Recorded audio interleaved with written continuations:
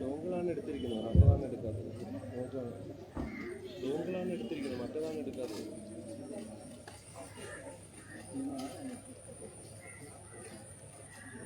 ആരെക്കൊണ്ട്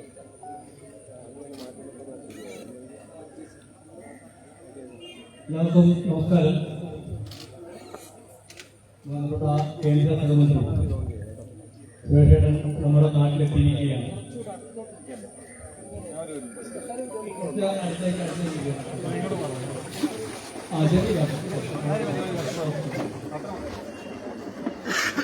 സൈഡിൽ നിൽക്കുന്നവർ ഇപ്പോഴത്തേക്ക് ഒരാൾക്ക് തോന്നുകയാണ്. അദ്ദേഹം തൃശ്ശൂര് പാർലമെന്റ് മണ്ഡലത്തിൽ ആരംഭിച്ച ഒരു സംവാദ പരിപാടിയാണ്, കലിംഗ സംഗമ പരിപാടിയാണ് കലിംഗ സംവാദം എന്ന പേരിൽ. ആശയങ്ങളെ പരസ്പരം ഷെയർ ചെയ്യുക, നാടിന്റെ വികസനത്തിന് വേണ്ടി ഇത്തരം സംഗമങ്ങൾ നാടിന്റെ പൊതുവായ വികസനത്തിന് പ്രയോജനപ്പെടുത്തുക എന്നുള്ളതാണ് അദ്ദേഹം ഉദ്ദേശിക്കുന്നത്. തൃശ്ശൂർ ജില്ല വിട്ട് മറ്റൊരു ജില്ലയിലെ ആദ്യ പരിപാടിയാണ് നമുക്ക് കോട്ടയത്ത് കിട്ടിയിരിക്കുന്നത്. ഏറെ സന്തോഷമുണ്ട് അദ്ദേഹത്തെ ഈ പരിപാടിയിൽ നമുക്ക് ലഭ്യമായതിന്. നിരവധി ആളുകളാണ് അദ്ദേഹത്തെ കാണാനും കേൾക്കാനും അദ്ദേഹത്തോട് സംസാരിക്കാനുമായി ഇവിടെ എത്തിയിരിക്കുന്നത്. നമ്മുടെ നാടിന്റെ വികസനത്തിന് വേണ്ടി എങ്ങനെ ഒറ്റക്കെട്ടായി മുന്നോട്ട് പോകാം എന്നതാണ് ഇതിലൂടെ ഉദ്ദേശിക്കുന്നത്. ഇവിടെ എത്തിയിരിക്കുന്ന ബഹുമാനപ്പെട്ട കേന്ദ്ര സഹമന്ത്രി സുരേഷേട്ടനെ നിങ്ങൾ ഓരോരുത്തരുടെയും പേരിൽ, ഈ നാടിന്റെ പേരിൽ കോട്ടയം ജില്ലയ്ക്ക് വേണ്ടിയിട്ട് ഞാൻ അദ്ദേഹത്തെ സ്വാഗതം ചെയ്യുകയാണ്. നമുക്ക് നേരെ അദ്ദേഹത്തിന് പറയാനുള്ളത് കേൾക്കാം. അതിനുശേഷം എന്തൊക്കെയാണ് എന്നുള്ള കാര്യങ്ങൾ സംസാരിക്കാം. നിങ്ങൾക്ക് ചോദിക്കാനുള്ള ചോദ്യങ്ങൾ ഇവിടെ മൈക്കുകളുണ്ട്, അത് ആവശ്യപ്പെടുന്നതനുസരിച്ച് നിങ്ങൾക്ക് തരും. ഇവിടെ വന്ന് നിന്ന് നിങ്ങൾ ചോദിക്കേണ്ട ആള് ഇവിടെ വന്ന് നിന്നിട്ട് ചോദിക്കണം. അപ്പം ഞാൻ അദ്ദേഹത്തിന് മൈക്ക് കൈമാറുകയാണ്. നമസ്കാരം. ലിജൻ പറഞ്ഞതുപോലെ ജില്ല വിട്ടു നാട്ടിലാണ്. തന്തി മഹാകാലം ദേവന്റെ മുമ്പിലാണ് തുടക്കം കൊടുക്കുന്നത്.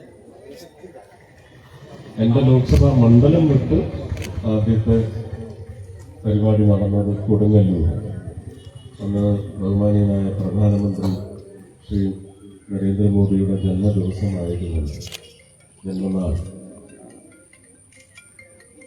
കൊടുങ്ങല്ലൂർ അമ്മയ്ക്ക് പൂജ കാര്യങ്ങളെല്ലാം അതെല്ലാം MP ജനത എത്ര ചെയ്തെന്നുള്ളത് നമുക്ക് കണക്കുണ്ടാകും.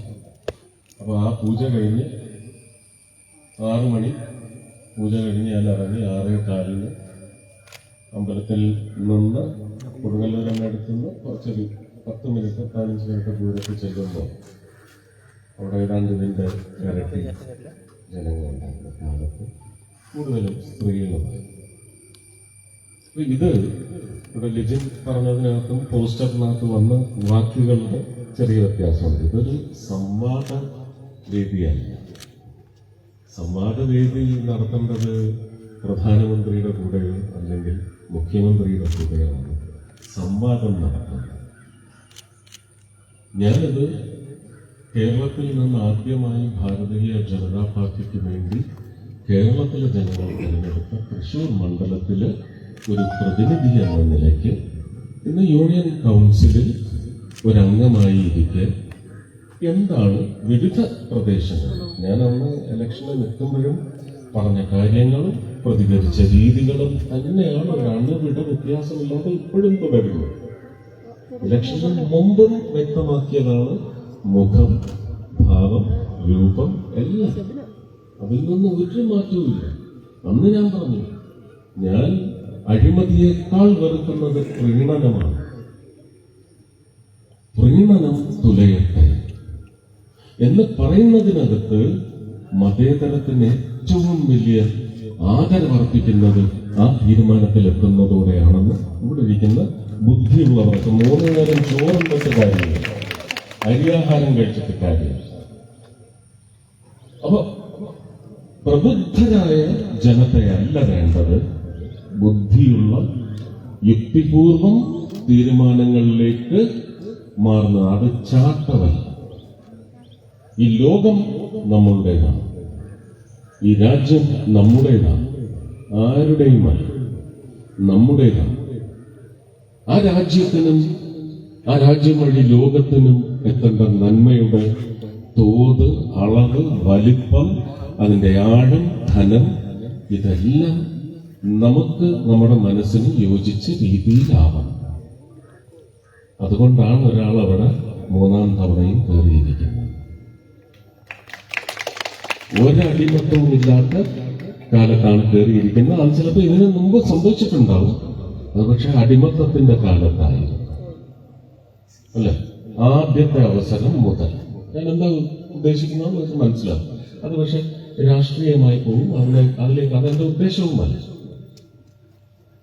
അപ്പൊ ആ രീതിയിൽ തൃശ്ശൂരിൽ നിന്ന് തെരഞ്ഞെടുക്കപ്പെട്ട ഒരാൾ അന്ന് തെരഞ്ഞെടുപ്പിന് നിൽക്കുമ്പോൾ പറഞ്ഞിരുന്നു, തമിഴ്നാടും എന്റെ കരുതലുള്ള പ്രദേശമായി ഞാൻ എന്റെ മനസ്സിൽ പ്രതിഷ്ഠിച്ചിരിക്കുകയാണ്. കാരണം എനിക്ക് ഉണ്ണാനും ഉറങ്ങാനും, അതായത് ഒരു ജീവിതം മുന്നോട്ട് എവിടെ എങ്ങനെ പോകുന്ന നിശ്ചയമില്ലാത്ത, അത് നിയന്ത്രിക്കാൻ പറ്റാത്ത ഒരു പ്രായത്തിൽ നിൽക്കുമ്പോൾ, ഏതാണ്ട് 23 വയസ്സ് PG കഴിഞ്ഞ് ചെന്നൈയിൽ പഠിക്കാൻ വേണ്ടി കൊണ്ടാക്കിയതാണ് അച്ഛൻ. ആ അച്ഛന്റെ സുഹൃത്ത് വലയം സിനിമയിലുള്ള മുഴുവൻ ഉപയോഗിച്ച് എല്ലാവരുടെയും പിന്നാലെ നടന്ന് അച്ഛനറിയാതെ തുടങ്ങിയത് പിന്നെ അച്ഛന് പിന്തുണയ്ക്കേണ്ടി വന്നു, അച്ഛന്റെ ഇഷ്ടത്തോടെയല്ല. പക്ഷെ അവിടെ അച്ഛനോടും അമ്മയോടും ഉള്ള എന്റെ ഉത്തരവാദിത്വം എന്ന് പറയുന്നതിന്റെ വലിപ്പം എന്നെ ഭീതിപ്പെടുത്തിയിരുന്നു. ഒരുപക്ഷെ ഇതില്ലെങ്കിൽ ഇനി ജീവൻ ഒടുക്കുക എന്ന് പറയുന്ന നിശ്ചയമായിരുന്നെങ്കിലും അതിനുള്ള അവസരങ്ങൾ ഒരുപാട് തവണ മനസ്സിനേറ്റ് അച്ഛന്റെ വളരെ അടുത്ത സുഹൃത്തുക്കളിൽ നിന്ന് പോലും അച്ഛന് ഒരുപാട് ബാധ്യത ഉള്ള ആൾക്കാരാണ്, അച്ഛനോട് ബാധ്യതയുള്ള ആൾക്കാരാണ്. സഹായിക്കാതെയും വേദനിപ്പിക്കുകയും കൂടെ ചെയ്തപ്പോൾ അങ്ങനെയൊക്കെ തോന്നിയിട്ടുണ്ട്. പക്ഷെ അതിൽ നിന്ന് സംഗീതാത്മകമായ നിദ്ര സമ്മാനിച്ച് പട്ടണമേതെന്ന് എന്നോട് ചോദിച്ചാൽ ഞാൻ പറയും ഇളയരാജയുടെയും MS വിശ്വനാഥന്റെയും രാമമൂർത്തിയുടെയും വാലി, വൈരമുത്തു, അതുപോലെ കണ്ണദാസൻ, MGR, ശിവാജി ഗണേശൻ, മുത്തുരാമൻ, AVM രാജൻ, ജയലളിത, സരോജാദേവി, വൈജയന്തിമാല, അങ്ങനെ താരങ്ങളുടെയും സംഗീതജ്ഞരുടെയും ഗായകരെന്ന് പറഞ്ഞാൽ TM സൗന്ദരരാജൻ തുടങ്ങിയുള്ളവരുടെ ഗാനങ്ങൾ വരെ ഓരോ മുഹൂർത്തത്തിനും വേദനയിൽ മുങ്ങി നിൽക്കുമ്പോൾ TM സൗന്ദരരാജന്റെയും അതുപോലെ തന്നെ ശിവാജി ഗണേശന്റെയൊക്കെ പാശമലർ പോലെയുള്ള സിനിമകളിലേക്ക് ഗാനം എന്ന് പറയുന്നത് നമ്മുടെ മനസ്സിനെ ഒന്നുകൂടി മഥിക്കാൻ വേണ്ടി, ആ പാട്ടുകളുടെ പശ്ചാത്തലം എന്ന് പറയുന്നത് മുറിയിലുണ്ടായിരുന്ന ചെറിയൊരു പാട്ട് പെട്ടിയിലൂടെ കേട്ട, അന്നത്തെ ടേപ്പ് റെക്കോർഡറാണ്, കാസറ്റ് ഇട്ട്, അല്ലെങ്കിൽ അതിനകത്ത് റേഡിയോ കിട്ടും. അപ്പോൾ തമിഴ്നാട്ടിൽ ഈ സംഗീതത്തിന് വലിയ പ്രാമുഖ്യമാണ്. ഈ കുത്തിത്തിരിപ്പും കാര്യങ്ങളും ഒന്നുമില്ലാതെ അവരേറ്റവും ഒരു ഹോട്ടലിൽ ചെന്നാലും ന്യൂസ് അല്ല വെക്കുന്നത്, പാട്ടുകളാണ്. അതിനകത്ത് നമ്മൾ കേൾക്കുന്നത് മുഴുവൻ അതോ അന്ത പറവൈ പോലെ പാട വേണ്ടും, ഇതോ എന്ത അലകൾ പോലെ ആട വേണ്ടും, ഒരേ വാനിലേ ഒരേ വെണ്ണിലേ, ഒരേ വാനിലേ ഒരേ മണ്ണിലേ, ഒരേ ഗീതമുരിമൈ ഗീതം പാടുവോ. അത് ജീവിതത്തിലേക്ക് ചേരുന്ന, ജീവിതത്തിനോട് ഒട്ടിനിൽക്കുന്ന, ജീവിതം ഒരിക്കലും നിരസിക്കേണ്ടി വരാത്ത യഥാർത്ഥ കമ്മ്യൂണിസം ഓതുന്ന പാട്ടാണത്. അപ്പൊ ഇളയരാജയുടെ ഗാനങ്ങൾ ഞാൻ പറഞ്ഞില്ലേ, സംഗീത സാന്ദ്രമായ നിദ്രയിലേക്ക് എല്ലാ വേദനയിൽ നിന്നും പറിച്ചെടുത്തു കൊണ്ടുപോയി പാടി ഉറക്കിയിരിക്കുന്ന പട്ടണമേറെന്ന് ചോദിച്ചാൽ അത് അച്ഛനും അമ്മയില്ല അടുത്ത്, അല്ലെങ്കിൽ ഒന്ന് ചെന്ന് അമ്മയുടെ കക്ഷത്തോട് ചേർന്ന് നിന്ന് ആ ഗന്ധം നിന്നിരുന്ന അമ്മയൊന്നിങ്ങനെ തലയിൽ കറങ്ങുമ്പോൾ എല്ലാ വേദനയും പോയി. അച്ഛൻ വന്നിട്ട് എന്തിനാങ്ങനെ ചോദിച്ചാൽ ഒന്ന് പിടിച്ചൊന്ന് നെഞ്ചത്തേക്ക് ചേർക്കുമ്പോൾ എല്ലാ വേദനയും പോയി. അവരാരുമില്ല. കൂടുതൽ കാര്യങ്ങൾക്കും തല്ലുകൂടുന്ന സഹോദരന്മാര് പോലും രാത്രി കിടന്ന് ഒരു മെത്തേ കിടന്ന് ഉറങ്ങുമ്പോൾ കാലെടുത്ത് നെഞ്ചത്ത് വെച്ച് കെട്ടിപ്പിടിച്ച് കിടന്നാ ഉറങ്ങുന്നത്. അതുമില്ല. ഉണർന്നത് മുഴുവൻ, തലോടിയത് മുഴുവൻ സാന്ത്വനമേകി നല്ല സാന്ദ്രമായ നിദ്രയിലേക്ക് തള്ളിവിട്ടത് മുഴുവൻ ഇളയരാജയുടെയൊക്കെ പാട്ടുകളാണ്. അപ്പൊ ആ ചെന്നൈ ഉൾക്കൊള്ളുന്ന സിനിമാ സമ്പ്രദായവുമായി ബന്ധപ്പെട്ട ഒരു വലിയ പട്ടണം എന്ന നിലയ്ക്ക് വർണ്ണശബളതയിൽ മാത്രം നമ്മൾ പല വലിയ സെലിബ്രിറ്റീസിന്റെയും ജീവിതം കണ്ടിട്ടുള്ളതിന് പശ്ചാത്തലമൊരുക്കിയ പട്ടണത്തിൽ വേദന 10 പേരാണ് രക്ഷപ്പെട്ടതെങ്കിൽ 1000 പേരാണ് ഇപ്പോഴും രക്ഷപ്പെടാൻ വേണ്ടി വെമ്പൽ കൂടുന്നത്. അങ്ങനെ ഒരു കാലമുണ്ട്. കോടമ്പാക്കം എന്ന് പറയുന്നത് സന്തോഷത്തിന്റെ അല്ല, വേദനയുടെ തെരുവുകളായി. ആ പട്ടണം ഉൾക്കൊള്ളുന്ന തമിഴ്നാടെന്ന് പറയുന്നത് എന്നും വികാരമാണ്. വളരെ ആത്മാർത്ഥമായിട്ട് പറയുകയാണ്, എനിക്ക് തമിഴാണ് കൂടുതൽ ഇഷ്ടം. തമിഴില് എന്താ, തമിഴ് ഭാഷയിൽ ഒരു സ്നേഹമാണ്. തമിഴ് ഭാഷ പറയുമ്പോൾ രൂക്ഷത എന്ന് പറയുന്നത് അതില് എനിക്ക് കെട്ട കോപം വരും. അങ്ങനെ പറഞ്ഞാലും അതിനകത്തൊരു മധുരമുണ്ട് അല്ലേ? എന്താണ് തേൻ കിനീത എന്ന് പറയും തമിഴ് വാക്കുണ്ട്. അതുകൊണ്ടാണ് പലരും അതിന് സെൻ തമിഴ് എന്ന് പറയും, തെൻ തമിഴ് എന്ന് പറയും, തേൻ തമിഴ്, ഇനിയ തമിഴ് എന്നും പറയാം. അപ്പൊ അങ്ങനെയുള്ള തമിഴ്നാടും എന്റെ കരുതലിൽ. ഒരു കാര്യം പറയുന്നതിന് വേണ്ടി എത്ര ചുറ്റിത്തിരിയേണ്ടി വന്നു അല്ലേ? പക്ഷെ ഇതെല്ലാം കുഞ്ഞുങ്ങൾക്ക് ഒരു ജീവിത മാർഗം കണ്ടെത്തുന്നതിന് എന്ത് പഠിപ്പ് പഠിച്ചാലും നമുക്കൊരു ജീവിത മാർഗം ശക്തമായി നമ്മളെ വിശ്വസിച്ച് കൂടെ ഇറങ്ങി വരുന്ന പെൺകുട്ടിയായാലും ഒരു പെൺകുട്ടി ജീവിതം സമ്മാനിക്കുന്ന പുരുഷനായാലും ശരി തന്നെ താങ്ങും തണലുമാറണം. അങ്ങോട്ടും ഇങ്ങോട്ടും. പണ്ടാണ് പറഞ്ഞിരുന്നത് ആരാന്റെ ചോറ്, ഇപ്പൊ ആരാന്റെ ചോറില്ല, അവനവന്റെ ചോറാണ്. അപ്പൊ എല്ലാവർക്കും തുല്യമായ പങ്കുണ്ട് ജീവിതം മുന്നോട്ട് കൊണ്ടുപോകുന്നത്. അപ്പൊ അങ്ങനെയൊക്കെയുള്ള ജീവിതം മെനയാൻ വേണ്ടി അങ്കലാപ്പോടെ കാത്തു നിൽക്കുന്നവർക്ക് ഞാൻ പറഞ്ഞ വാക്കുകൾ വലിയ ആത്മവിശ്വാസം പകരണമെന്നാണ് ഞാൻ ആഗ്രഹിക്കുന്നത്. ഇങ്ങനെയുള്ള കാര്യങ്ങൾ സംസാരിക്കുന്ന സംഗമമായിരിക്കണം ഇത്. അതല്ല ഇതുകൊണ്ട് ചില ഗുണങ്ങൾ ഉണ്ടാകുന്നു എന്ന് ഭയപ്പെടുന്നവർ ഇതിനെ ചിത്രീകരിക്കാനും ഇതിനെ വക്രീകരിക്കാനും ഇതിനെ വഴിതിരിച്ചുവിടാനും അവരുടെ ചില ആൾക്കാരെ തന്നെ ഇതിനിടയ്ക്ക് കൊണ്ടുവന്ന് നാട്ടിയതുമാണ്.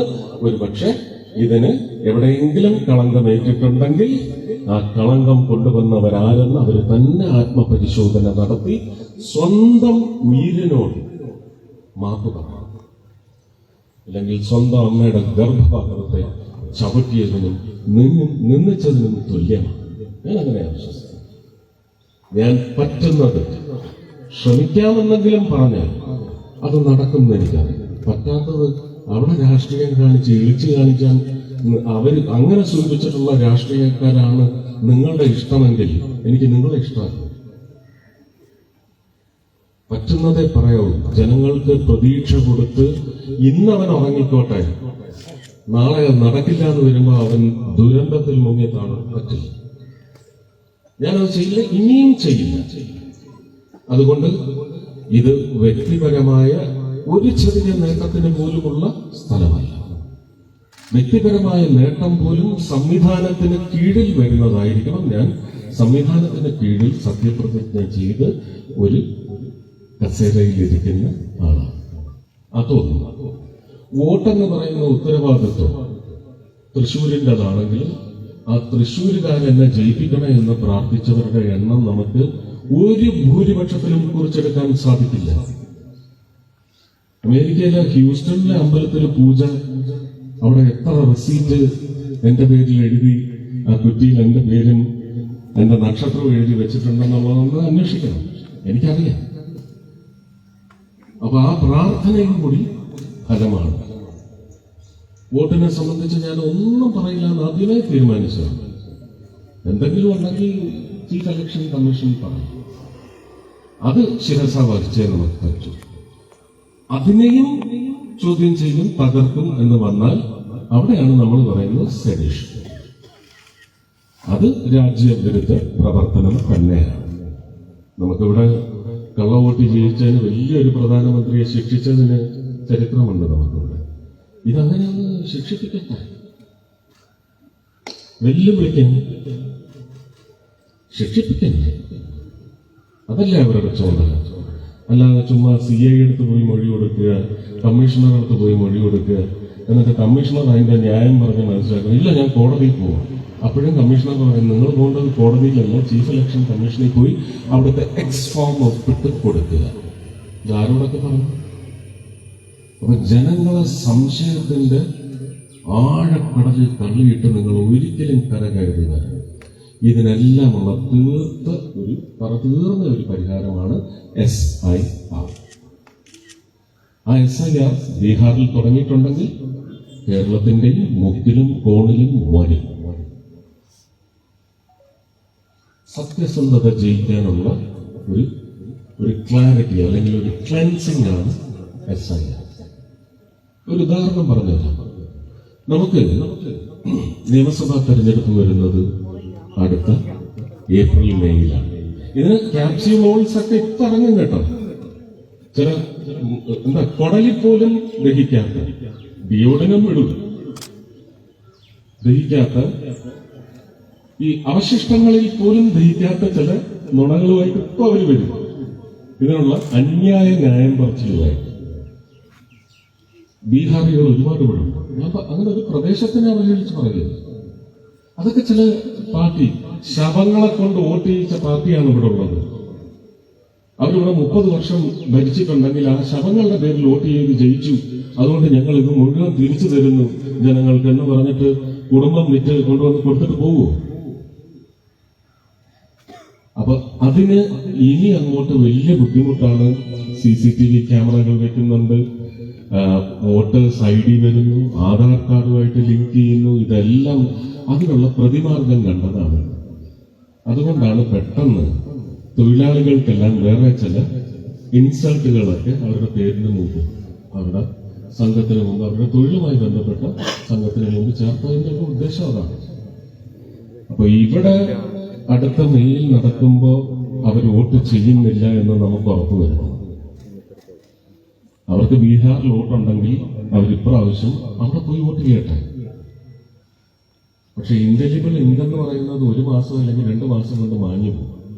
6 മാസം കഴിഞ്ഞ് ഇവിടെ നടക്കാനിരിക്കുന്ന തിരഞ്ഞെടുപ്പിന് അവർ ഇവിടെ വോട്ട് ചെയ്താൽ അവർ നമ്മുടെ നിശ്ചയത്തെയാണ് അതിന് ബോംബ് വയ്ക്കുകയാണ് ചെയ്യുന്നത്.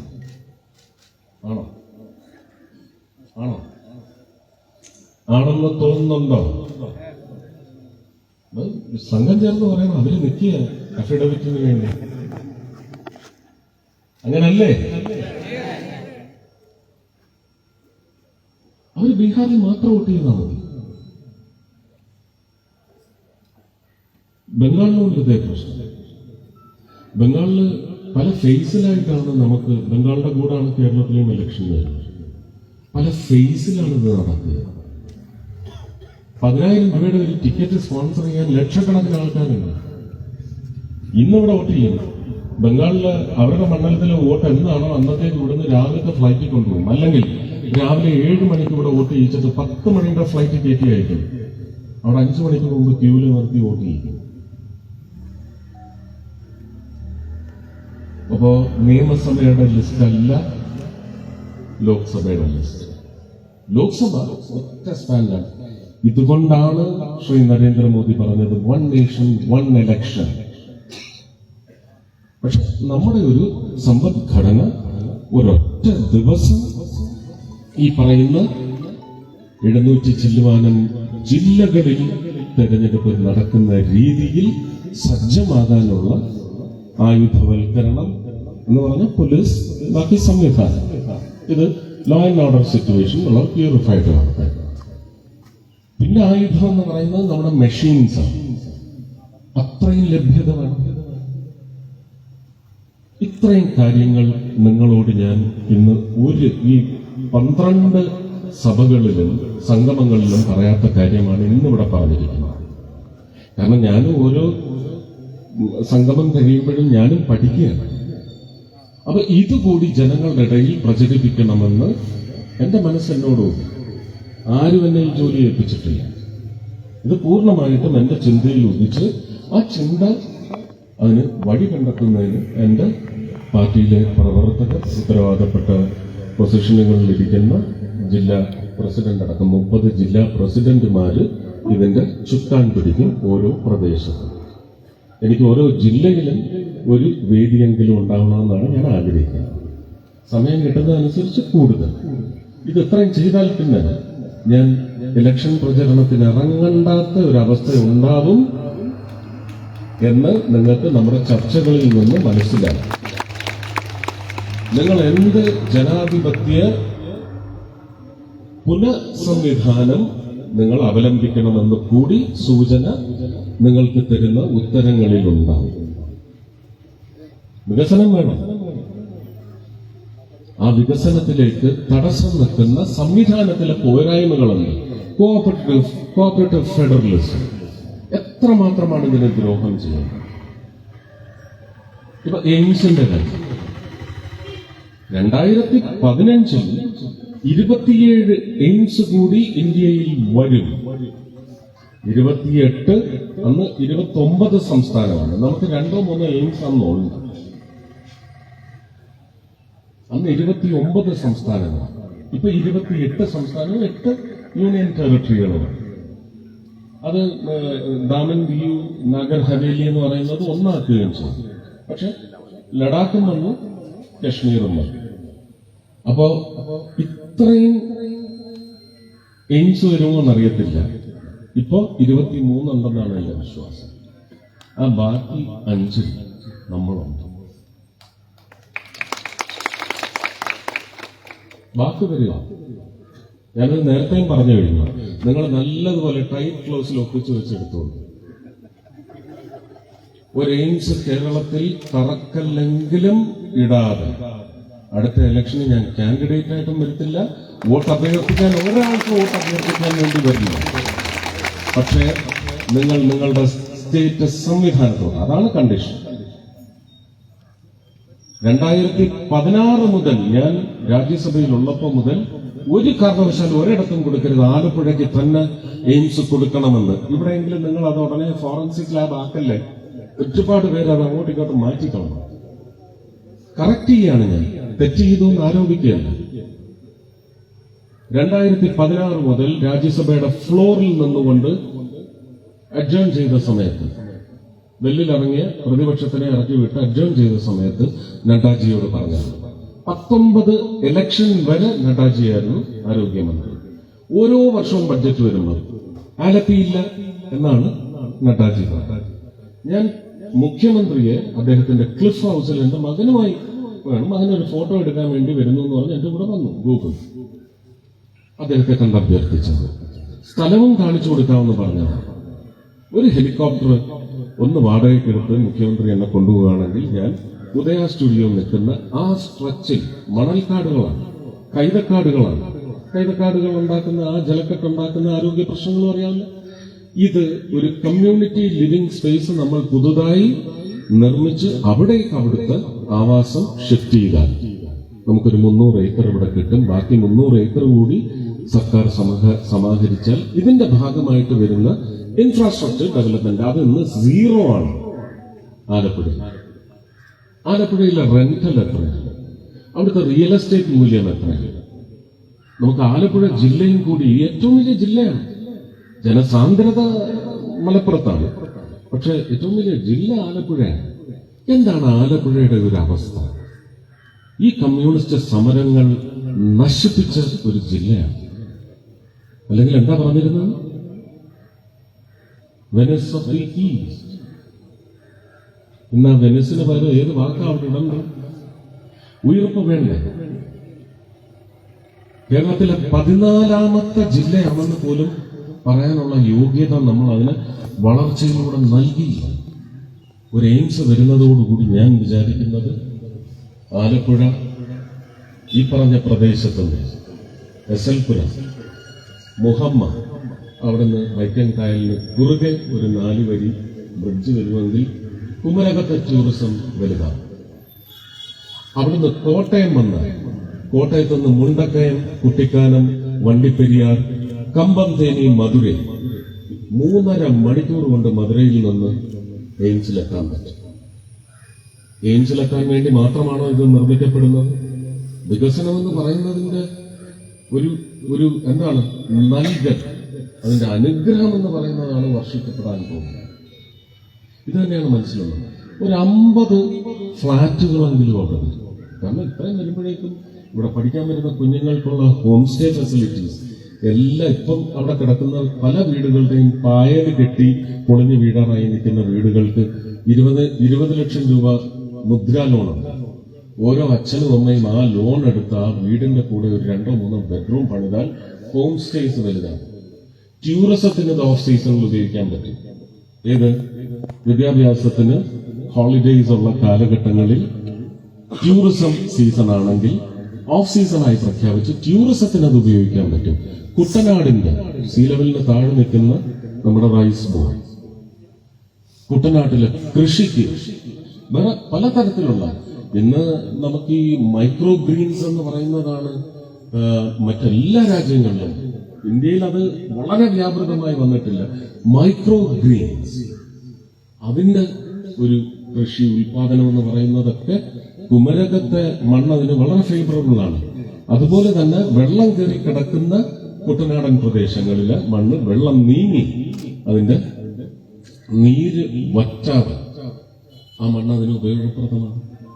അപ്പൊ ഒരു എയിംസ് വരുന്നതോടുകൂടി കേരളത്തിന്റെ തലയിലെടുത്ത് ആലപ്പുഴയിലൂടെ ഗണ്യമായ രീതിയിൽ വർണ്ണശബളമാക്കാൻ നമുക്ക് സാധിച്ചാൽ എനിക്ക് തോന്നുന്നു എന്റെ ജന്മം കൊണ്ട് തന്നെ എന്റെ അമ്മയ്ക്കും എന്റെ അമ്മയുടെ ഗർഭപാത്രത്തിനും നൽകാൻ പറ്റുന്ന ഒരു ട്രിബ്യൂട്ടായിരിക്കും, ഒരു പുണ്യമായിരിക്കും ആ ശ്രമം, അതിന്റെ വിജയം. അതാണ് ഞാൻ വിചാരിക്കുന്നത്.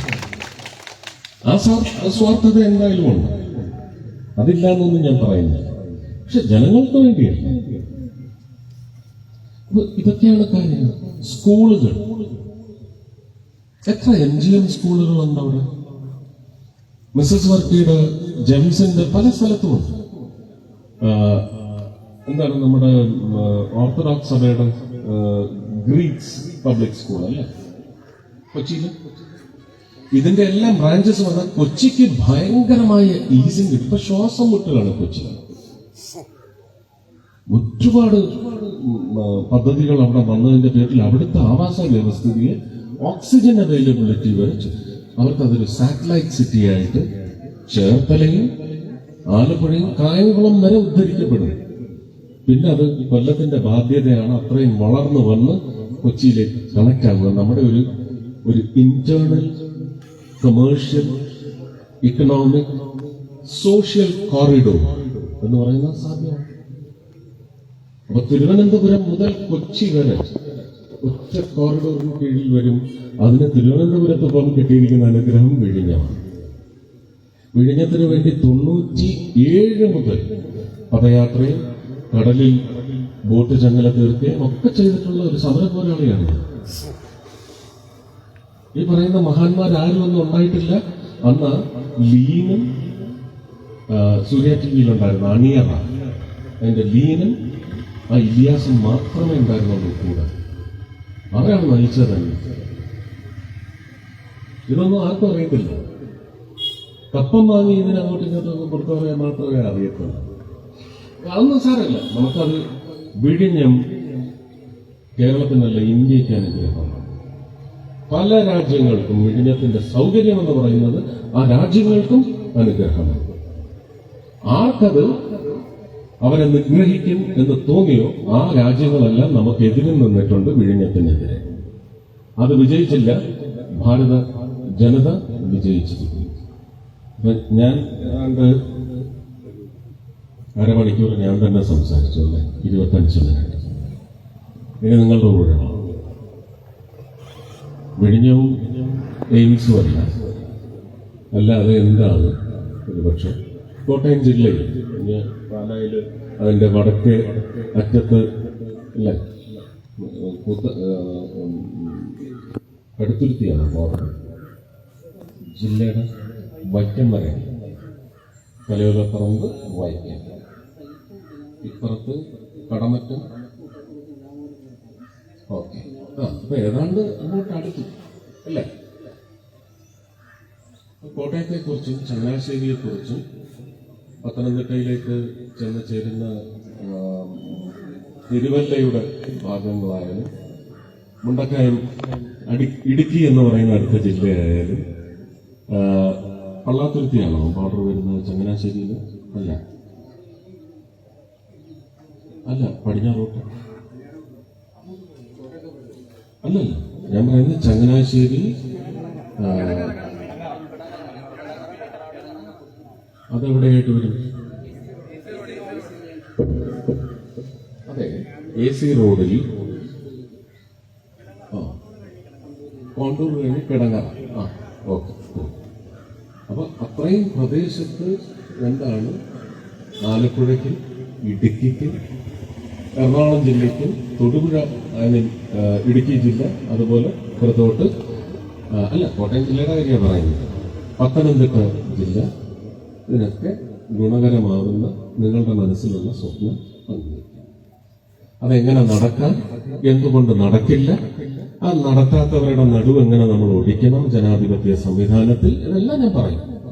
അതൊക്കെ പറയുന്നതാണ് അവർക്ക് വലിയ പേടി. അതിനെയാണ് ബിന്ദു ടീച്ചറിനെ പോലുള്ളവര് എന്താ പരദൂഷണം പറഞ്ഞു.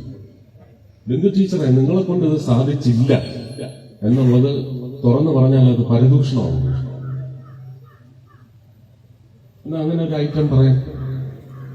ബിന്ദു ടീച്ചർ MLA ആയിട്ടുള്ള ഇരിഞ്ഞാലക്കുടയിലെ ജനറൽ ആശുപത്രി 4 നില പണിഞ്ഞിട്ടു, ഉദ്ഘാടനം ചെയ്യാൻ പറ്റുന്നില്ല, രോഗികൾക്ക് അത് ഉപയോഗിക്കാൻ പറ്റുന്നില്ല. അതിന്റെ 4ാമത്തെ നില തീർക്കാനുള്ള പണമില്ല. അത് BJPയുടെ MP-യും മന്ത്രിയും ആ 1 കോടി രൂപ തന്റെ മന്ത്രി കസേരയിൽ ഇരുന്നു കൊണ്ട് ആ ഓഫീസിൽ നിന്നുള്ള പെട്രോളിയം PSU വഴി ആ 1 കോടി എത്തിച്ചു കൊടുത്ത് തീർക്കേണ്ടി വന്നു. അത് നേട്ടമല്ല, ഒരു കോട്ടം നികത്തിയതാണ്. ഇതങ്ങനെ പരദൂഷണമാണ്. വ്യക്തമാക്കണ്ടേ ഒരു മന്ത്രിയല്ലേ? വ്യക്തമാക്കട്ടെ എന്താണ് പരദൂഷണം. പിന്നെ ഒരു വേറെ അപകടകരമായ ഒരു കാര്യം പറഞ്ഞു, കോടതിയിൽ പോയാൽ അവിടെ തെളിയിക്കേണ്ടി വരും. പക്ഷെ ഞാൻ ആർക്കെതിരെയും കോടതി പോയിട്ടില്ല. കാരണം എനിക്കെതിരെ ഒരുപാട് കാര്യത്തിന് കോടതിയിൽ എല്ലാവരും പോകുന്നു. അത് ഒരു വിജയചിഹ്നമാണ്. കോടതിക്ക് അറിയാൻ എന്ത് തീരുമാനം എടുക്കണം. 8 വർഷമായിട്ടൊരു തീരുമാനം എടുക്കാൻ പറ്റിയിട്ടില്ല സർക്കാർ കേട്ടോ. അതുമായിട്ട് ബന്ധപ്പെട്ട് ഇന്ന് ചില റെയ്ഡുകളും നടക്കുന്നുണ്ട്. അപ്പൊ നോക്കണം ആരെയൊക്കെ രക്ഷിച്ചു നിർത്തുന്നു, ആരെ പെടുത്തണമെന്ന് തീരുമാനിക്കുന്നു. അവർ 8 വർഷമായാലും അതിൽ നിന്നും ഊരാൻ പാടില്ല. MP-മാരുടെ കേസുകൾ 2 വർഷം കൊണ്ട് തീർപ്പാക്കണമെന്നും നിയമമുണ്ട്. ഇതൊക്കെ ജനാധിപത്യ അന്യായമാണ്. ആര് ചോദ്യം ചെയ്യും? ഞാൻ ചോദ്യം ചെയ്യും. ഞാൻ നിയമത്തിന്റെ വഴിയെ എന്ന് വിചാരിക്കുന്നത്. അത് നിയമത്തിന്റെ വഴി അങ്ങനെ പോട്ടെ. 8 അല്ല 16 വർഷമായാലും കുഴപ്പമില്ല. അപ്പൊ നിങ്ങളുടെ ഊഴമാണ് ഞാൻ ഇനി കേൾക്കാം.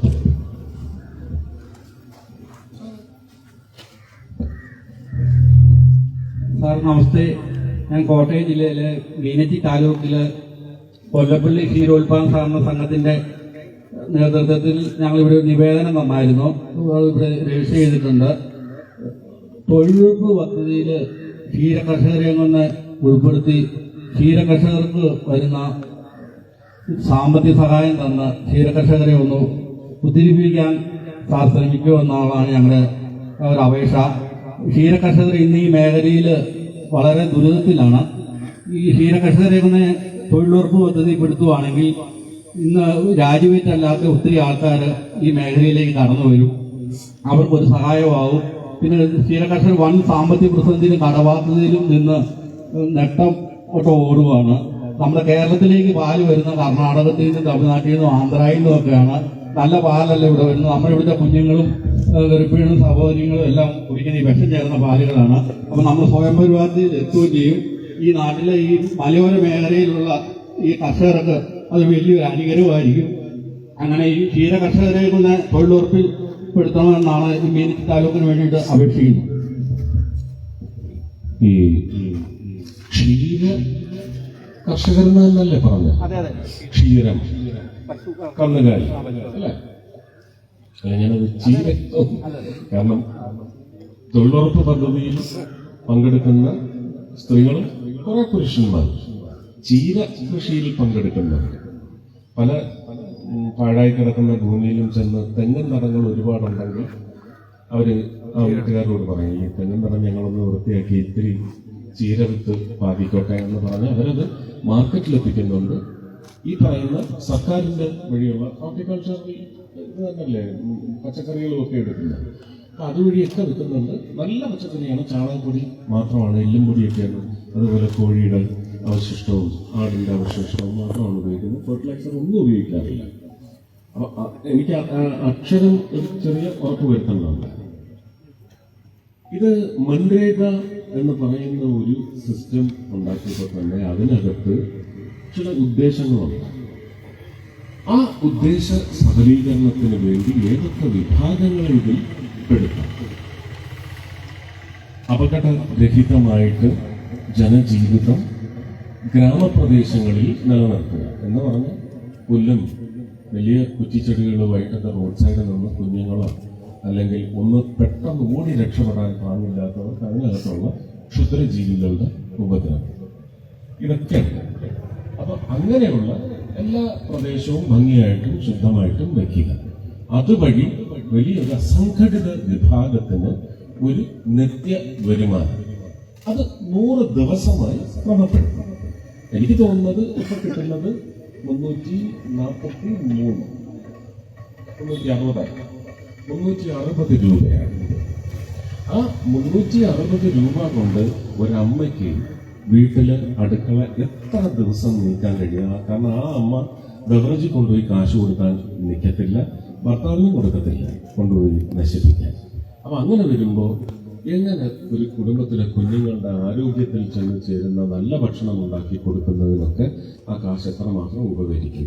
100 ഗുണം 3 എന്നാണ് ഞാൻ വിചാരിക്കുന്നത്. മറ്റൊരുപാട് വരുമാനം ഇങ്ങനെയുള്ള പ്രവർത്തകർക്ക് പല വഴിക്ക് കിട്ടാറുണ്ട്. ഇപ്പൊ ഞാൻ പറയുന്നുണ്ട്, നിങ്ങൾക്ക് 360 അല്ല, ഞാൻ 1000 രൂപ തരാം, എന്റെ പറമ്പ് കയറി വൃത്തിയാക്കെന്ന് പറയുന്നുണ്ട്. പക്ഷെ അവര് ആ പണി പറമ്പേ എനിക്ക് എന്ത് പണി കൊടുക്കാൻ പറ്റത്തില്ല. അപ്പൊ ഇങ്ങനൊക്കെ ചില ആൾക്കാർ പണി ഒപ്പിച്ച് അതുമൊക്കെ ചെയ്യുന്നുണ്ട്, നല്ല വരുമാന മാർഗമാണ്. അവരെ സംബന്ധിച്ച് സമയത്തെ കുറിച്ച് മാത്രമാണ് അവരൊരു ബുദ്ധിമുട്ട് പറഞ്ഞിട്ടുള്ളത്. കുഞ്ഞുങ്ങൾ സ്കൂളിൽ നിന്നും കോളേജിൽ നിന്നും ഒക്കെ തിരിച്ച് വീട്ടിൽ വരുമ്പോൾ 4 മണിക്കേ ഞങ്ങൾക്ക് വീട്ടിലേക്ക് എത്തണം. അന്നേരം തന്നെ നമുക്കിത് രാവിലത്തെ സമയക്രമീകരണമൊക്കെ നേരത്തെ ഇത് ഗവൺമെന്റ് എക്സ്ട്രക്കറിൽ നിന്നുള്ള പണമല്ലേ, നമുക്കതിന് ഒരു പ്രൊഡക്ടിവിറ്റി ഉണ്ടാവണ്ടേ? ഇത്ര കാശ് ചിലവാക്കുമ്പോൾ ഇത്ര പ്രൊഡക്ടിവിറ്റി ഉണ്ടായെന്നൊക്കെ ഓഡിറ്റുള്ളതല്ലേ. അപ്പൊ അതുകൊണ്ട് ആ സംവിധാനം അതിന്റെ വഴിക്ക് ചുറ്റോട്ടെ. ക്ഷീര കർഷകർക്ക് സ്റ്റേറ്റിന്റെ വക ഒരു ക്ഷീര വകുപ്പുണ്ട്, അതിന് ഉദ്യോഗസ്ഥരുണ്ട്, ലക്ഷക്കണക്കിന് രൂപ ശമ്പളം വാങ്ങുന്ന ഉദ്യോഗസ്ഥരുണ്ട്. അവരതിനൊരു മാർഗം കണ്ടെത്തണം. ഇവിടുത്തെ ക്ഷീരോത്പാദനം അതിനൊരു മന്ത്രിയുമുണ്ട്, ചിഞ്ചുറാണി മിനിസ്റ്ററാണ് അല്ലേ. അപ്പൊ അവരോട് അത് പറഞ്ഞ് ചെയ്യിച്ചെടുക്കണം.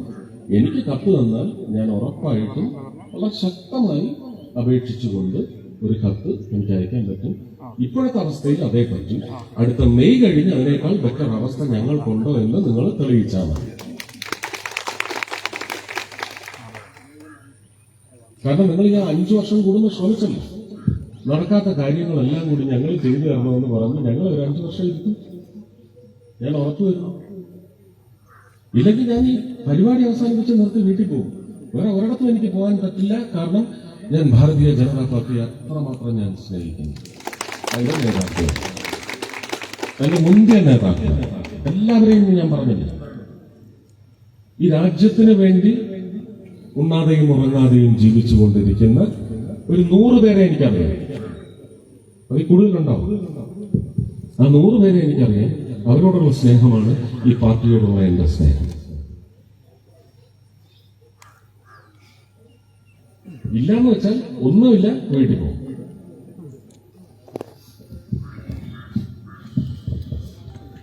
ഇത്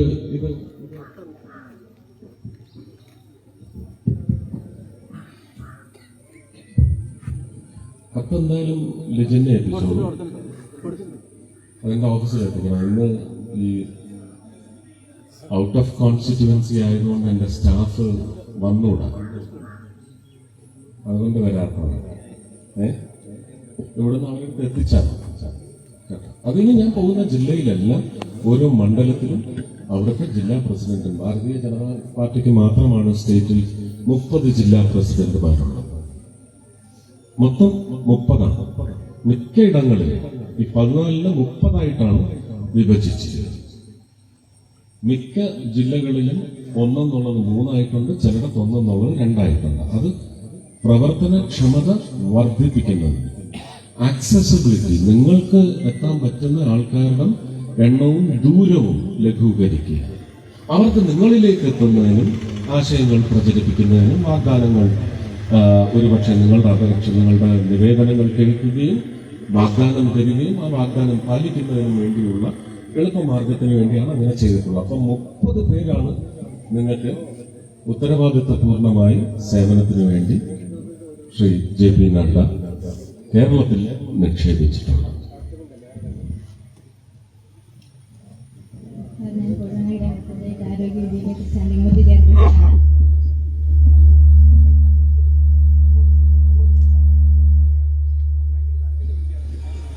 എൻ്റെ വാർഡിൽ ഒരു അംഗൻവാടി വാടക കെട്ടിടത്തിലാണ് പ്രവർത്തിക്കുന്നത്. അതിനൊരു വ്യക്തി എൻ്റെ സ്ഥലം സൗജന്യമായിട്ട് വിട്ടു വന്നിട്ടുണ്ട്. അതിലേക്ക് ഒരു അംഗൻവാടി പണിയുന്നതിന് വേണ്ട സഹായങ്ങൾ ചെയ്തു. എനിക്ക് ഈ സംവിധാനത്തിന്റെ ചില കുഴപ്പമാണ്, കേന്ദ്രത്തിലും ഉണ്ടായ കുഴപ്പം. പാർലമെന്റ് നിഷ്കർഷിക്കുന്നത് എനിക്ക് തൃശ്ശൂർ ജില്ലയിൽ പോലും പറ്റില്ല. തൃശ്ശൂർ ലോക്സഭാ മണ്ഡലത്തിൽ മാത്രമേ എനിക്ക് MP ലാക്സ് ഫണ്ടിങ് കൊടുക്കാൻ പറ്റും. ഞാനവിടെ എനിക്ക് തോന്നുന്നു ഒരു 2 അറിയോ ഡേറ്റ് അറിയില്ലേ, എൻ്റെ ഉദ്യോഗസ്ഥരുണ്ടെങ്കിൽ എളുപ്പമാണ് എനിക്കത് ഇവിടെ പങ്കുവയ്ക്കാം. എനിക്ക് തോന്നുന്നത് 20 ലക്ഷം 27 ലക്ഷം അങ്ങനെ ഒരു 1.5 കോടിക്ക് മേലെ അംഗൻവാടികൾക്ക് മാത്രം കൊടുത്തിട്ടുണ്ടെന്നാണ് എൻ്റെ വിശ്വാസം. അപ്പോൾ അത് ഇവിടുത്തെ ഫ്രാൻസിസ് ജോർജ് സാറല്ലേ നിങ്ങളുടെ MP, ഞാൻ അദ്ദേഹത്തോട് ഇത് സൂചിപ്പിക്കാൻ എനിക്ക് അതിൻ്റെ അപേക്ഷ ഒന്നും, അദ്ദേഹം നല്ല സുഹൃത്താണ്, അദ്ദേഹത്തിന് മറ്റവരുടെ തരമൊന്നുമില്ല, അതുകൊണ്ട് എനിക്ക് തന്നാൽ ഞാൻ അദ്ദേഹത്തിൻ്റെ അടുത്ത് പോകും.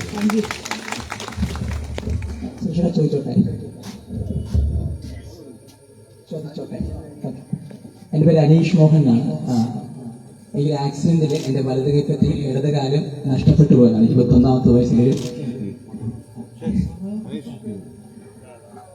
വന്നോ.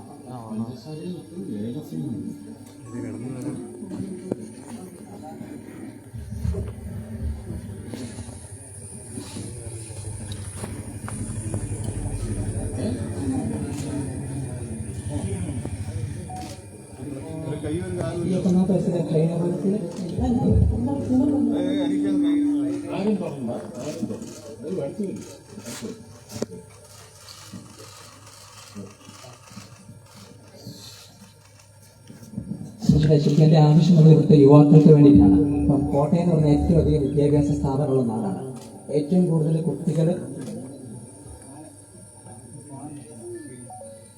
കൂടുതൽ യുവാക്കൾ മൈഗ്രേറ്റ് ചെയ്യുന്ന നാട് ഇതാണ്. ഇത് നോക്കിയറിയാം, ഇതിൻ്റെ അകത്ത് തന്നെ യുവാക്കളുടെ എണ്ണം വളരെ കുറവാണ്. കാരണം തൊഴിലില്ലായ്മ തന്നെയാണ് ഇവിടുത്തെ ഏറ്റവും വലിയൊരു ചലഞ്ച്.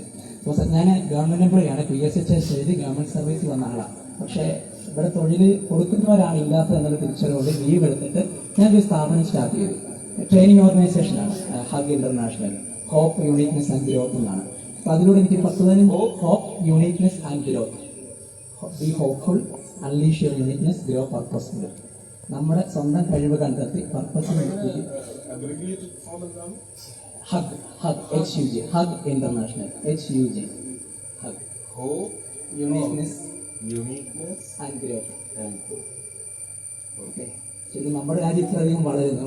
നമ്മുടെ യുവാക്കൾക്ക് ഇവിടുത്തെ അവസരങ്ങൾ കാണാതെ പുറത്തു പോകേണ്ട അവസ്ഥ വരില്ല. ഇപ്പോൾ ഈ ഭാഗങ്ങളിൽ പോയി നമുക്ക് കാണാൻ പറ്റും. 10 വീടെടുത്താൽ മിക്ക വീട്ടിലും പ്രായമുള്ള അപ്പൂപ്പനും അമ്മമ്മയെ കാണത്തുള്ളൂ. അപ്പോൾ ഈ പുറത്തേക്ക് വിടാനായിട്ട് ഒരുപാട് സ്ഥാപനങ്ങളുണ്ട്, അവർക്ക് നല്ല സപ്പോർട്ടുമുണ്ട്. ഇവിടെ നിർത്തുവാൻ, നമ്മുടെ യുവാക്കളുടെ കഴിവ് കണ്ടെത്തി വളരുവാൻ, തൊഴിൽ കൊടുക്കുവാൻ, ഇങ്ങനെയുള്ളൊരു സാധ്യത ഇത്തരം ഞങ്ങളെപ്പോലുള്ള സ്ഥാപനങ്ങൾ എങ്ങനെ പിന്തുണയ്ക്കാനായിട്ട് സാധിക്കുന്നതാണ് ചോദ്യം. ഇതിവിടെയുള്ള എല്ലാ യുവാക്കൾക്കും വേണ്ടി, തൊഴിലന്വേഷിക്കുന്ന എല്ലാവർക്കും വേണ്ടിയാണ് ഈ ചോദ്യം ചോദിക്കുന്നത്. ആദ്യം തന്നെ ഇവിടെ വന്ന് പറയണമെന്ന് പറഞ്ഞത് സാധാരണ എല്ലാവർക്കും വേണ്ടിയാണ്. അപ്പൊ എഴുന്നേറ്റ് നിന്ന് ഇതൊരു അനോമലിയാണെന്നൊന്നും ഞാൻ കരുതുന്നില്ല. പക്ഷെ അത് വകവെക്കാതെ ഇവിടെ വരെ വന്നതിന് ആദ്യം അഭിനന്ദനം. പക്ഷെ അത് നമ്മൾ ചെയ്യാൻ പാടില്ലായിരുന്നു. അവിടെ അറിയാം, എനിക്കറിയില്ലല്ലോ. അല്ലല്ല, ഇവിടെ ഈ കസേരയുടെ ഇടയ്ക്കൂടൊക്കെ നിങ്ങളെ പോലുള്ളവർക്ക് ഒരു പ്രധാന പ്രശ്നമുള്ളത്, നിങ്ങൾ ഒരിക്കലും വീഴാൻ പാടില്ല. വീണാൽ ഇതിനേക്കാൾ അപകടങ്ങളുണ്ടാകും. കാരണം പിന്തുണയില്ല. അപ്പോൾ അവതരിപ്പിച്ച വിഷയത്തിൽ ശ്രദ്ധിച്ച് ഇരുന്നു കഴിഞ്ഞില്ലേ? ഒരു കസേര. ഓരോ പദ്ധതിയും ശ്രീ നരേന്ദ്രമോദി കൊണ്ടുവന്നിട്ടുള്ളത് ഒരു 2 വർഷമെങ്കിലും ചർച്ച ചെയ്ത് പലരുടെ അഭിപ്രായം കേട്ട് ഞങ്ങളെപ്പോലുള്ളവരെല്ലാം വിളിച്ചിരുത്തി ഇങ്ങനെ ഒരു ചിന്ത മനസ്സിൽ വരുന്നു എന്ന് പാർലമെന്ററി പാർട്ടി മീറ്റിംഗിലും പറയും. അല്ലാതെ ചെല്ലുമ്പോൾ ചിലപ്പോൾ ഇരുന്നിട്ട് വേണ്ട ഏസാൽ എത്ര ഈ അഗർഹം നമ്മൾ ഒരു പക്ഷേ നമ്മളിങ്ങനെ ചിന്തിച്ച് അത് വികസിപ്പിച്ചെടുത്ത് ഒരു പദ്ധതിയാക്കിയാൽ നിങ്ങളുടെ വിചാരത്തിൽ കേരളത്തിൽ എത്ര പേർക്ക് ഇതിന്റെ ഗുണമുണ്ടാകും എന്ന് പറയുന്ന ചർച്ചയ്ക്ക് ശേഷവും ഒരുപാട് പുനഃചിന്തനത്തിനും ശേഷമാണ് ഒരു പദ്ധതി പ്രഖ്യാപിക്കുന്നത്. അദ്ദേഹം 2ാം മോദി സർക്കാരിന്റെ ഏതാണ്ട് അവസാന കാലത്താണ് പറഞ്ഞത് വികസിത് ഭാരത് സങ്കൽപ്. അത് സങ്കല്പമാണ്. അത് കഴിഞ്ഞ് പിന്നെ പറഞ്ഞു വികസിത് ഭാരത് 2047, നമ്മുടെ 100ാം വാർഷികം സ്വാതന്ത്ര്യത്തിന്റെ. ശരിക്കും പറഞ്ഞാൽ 101ാം വാർഷികമാണ് അല്ലേ? അന്ന് ഞങ്ങളെല്ലാവരും ഉണ്ടാവും എന്നൊക്കെ വല്ല ഉറപ്പുണ്ടോ? ഇല്ല. പക്ഷെ ആ കാലത്തേക്ക് ഇപ്പോഴത്തെ പ്രധാനമന്ത്രി ഒരു മുന്നേറ്റം നടത്താൻ വേണ്ടി ഇപ്പൊ ആഹ്വാനം ചെയ്തിരിക്കുകയാണ്. 2047 മതി. ഞങ്ങളൊക്കെ ഉണ്ടോ ഇല്ലെന്നുള്ളതൊന്നും പ്രധാനമല്ല. ഇവിടെ ജനങ്ങളുണ്ടാവും, പുതിയ ജനതയുണ്ടാവും. അപ്പൊ ആ 2047 വികസിത് ഭാരത് എന്ന് പറയുന്നതിന്റെ 4 പില്ലറുകൾ എന്താണ്? ഞാൻ തിരിച്ചാ പറയുന്നത്. അദ്ദേഹം തുടങ്ങുന്നത് നാരീശക്തി എന്നാണ്. ഞാനത് ഒന്ന് തിരിക്കും. ഏറ്റവും അവസാനം അദ്ദേഹം പറഞ്ഞതാണ് അന്നദാത, കൃഷിക്കാരനും നല്ല അമ്മയ്ക്ക് പറഞ്ഞ ഭക്ഷണവുമില്ലെങ്കിൽ എന്ന് പറഞ്ഞാൽ സത്യസന്ധമായ ഭക്ഷണമില്ലെങ്കിൽ ആരോഗ്യപൂർണമായ തലമുറകൾ സൃഷ്ടിക്കപ്പെടില്ല. എന്ത് ഡീഗ്രഡേഷനോ അപ്ഗ്രഡേഷനോ ബൈഗ്രഡേഷനോ ഡീവിയേറ്റഡ് ഗ്രഡേഷനോ നമ്മൾ ഈ ഭക്ഷണ ഉൽപ്പന്നങ്ങളിലൊക്കെ ഉണ്ടാക്കിയെടുക്കാൻ, വീർപ്പിച്ചെടുക്കാൻ ഒരു വളം, അത് വേഗം പഴുപ്പിച്ചെടുക്കാൻ ഒരു കുത്തിവെപ്പ്, ഇതൊന്നുമില്ലാത്ത അമ്മയ്ക്ക് പിറന്ന ഭക്ഷണം, മദർലി ഫുഡ്, കർഷകൻ വളരെ പ്രധാനമാണ്. അദ്ദേഹം പറയുന്നത് നാരീശക്തിയിലാണ്. ഉൽപാദനം, ഏറ്റവും ശുദ്ധമായ ഒരു തലമുറയുടെ ഉൽപാദനം നാരീശക്തിയിലൂടെ.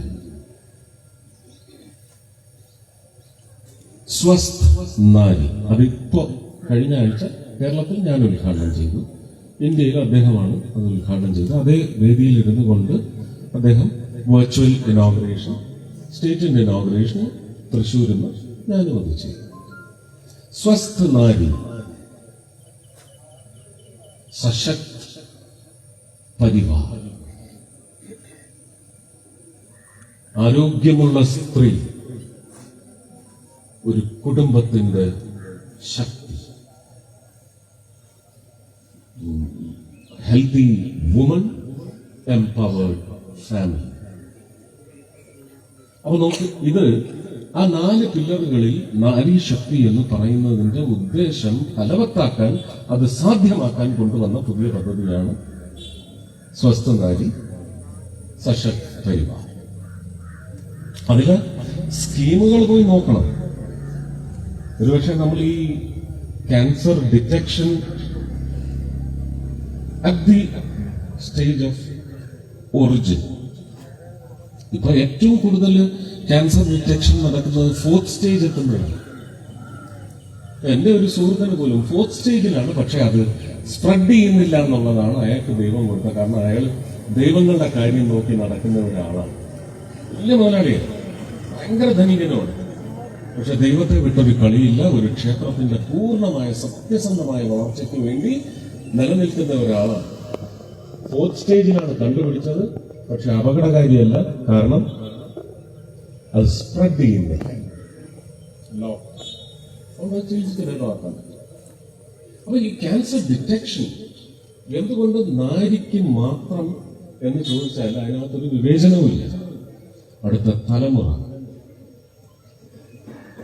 വലിയൊരു ഉത്തരവാദിത്വം. അടുത്ത പില്ലർ എന്താ? ഇപ്പൊ നമുക്ക് അന്നദാതായി, ഫാമർ, നാരീശക്തിയായി,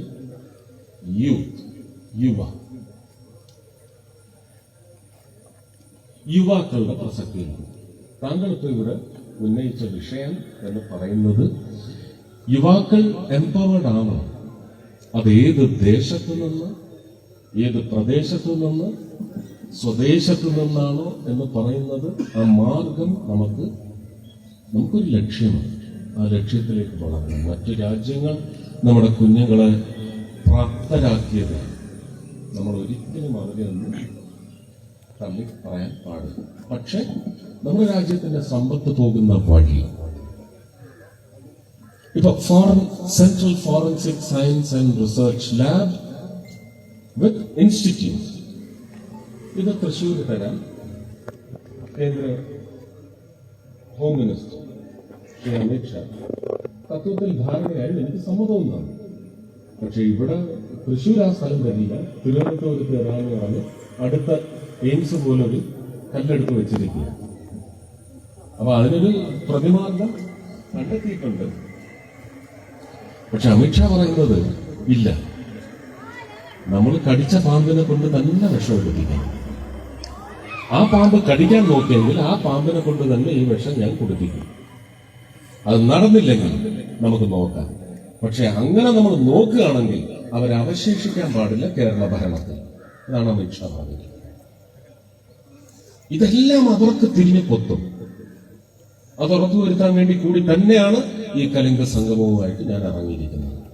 തടയാമെങ്കിൽ അവർ തടയണം, ജനങ്ങളെ ബോധിപ്പിക്കും. അതിനകത്ത് കള്ളത്തരമുണ്ടെങ്കിൽ അവർ കണ്ടുപിടിക്കും. അവർ കണ്ടുപിടിച്ചറിയിച്ചാൽ ഞാൻ തിരുത്തും. നിങ്ങൾ പഠിപ്പിക്കാൻ വന്നാൽ ഞാൻ തിരുത്തില്ല. തിരുത്തേണ്ടത് ആരാണെന്ന് പറയുന്ന ഒരു ബോധ്യം എനിക്ക് വേണ്ടേ? അല്ലേ?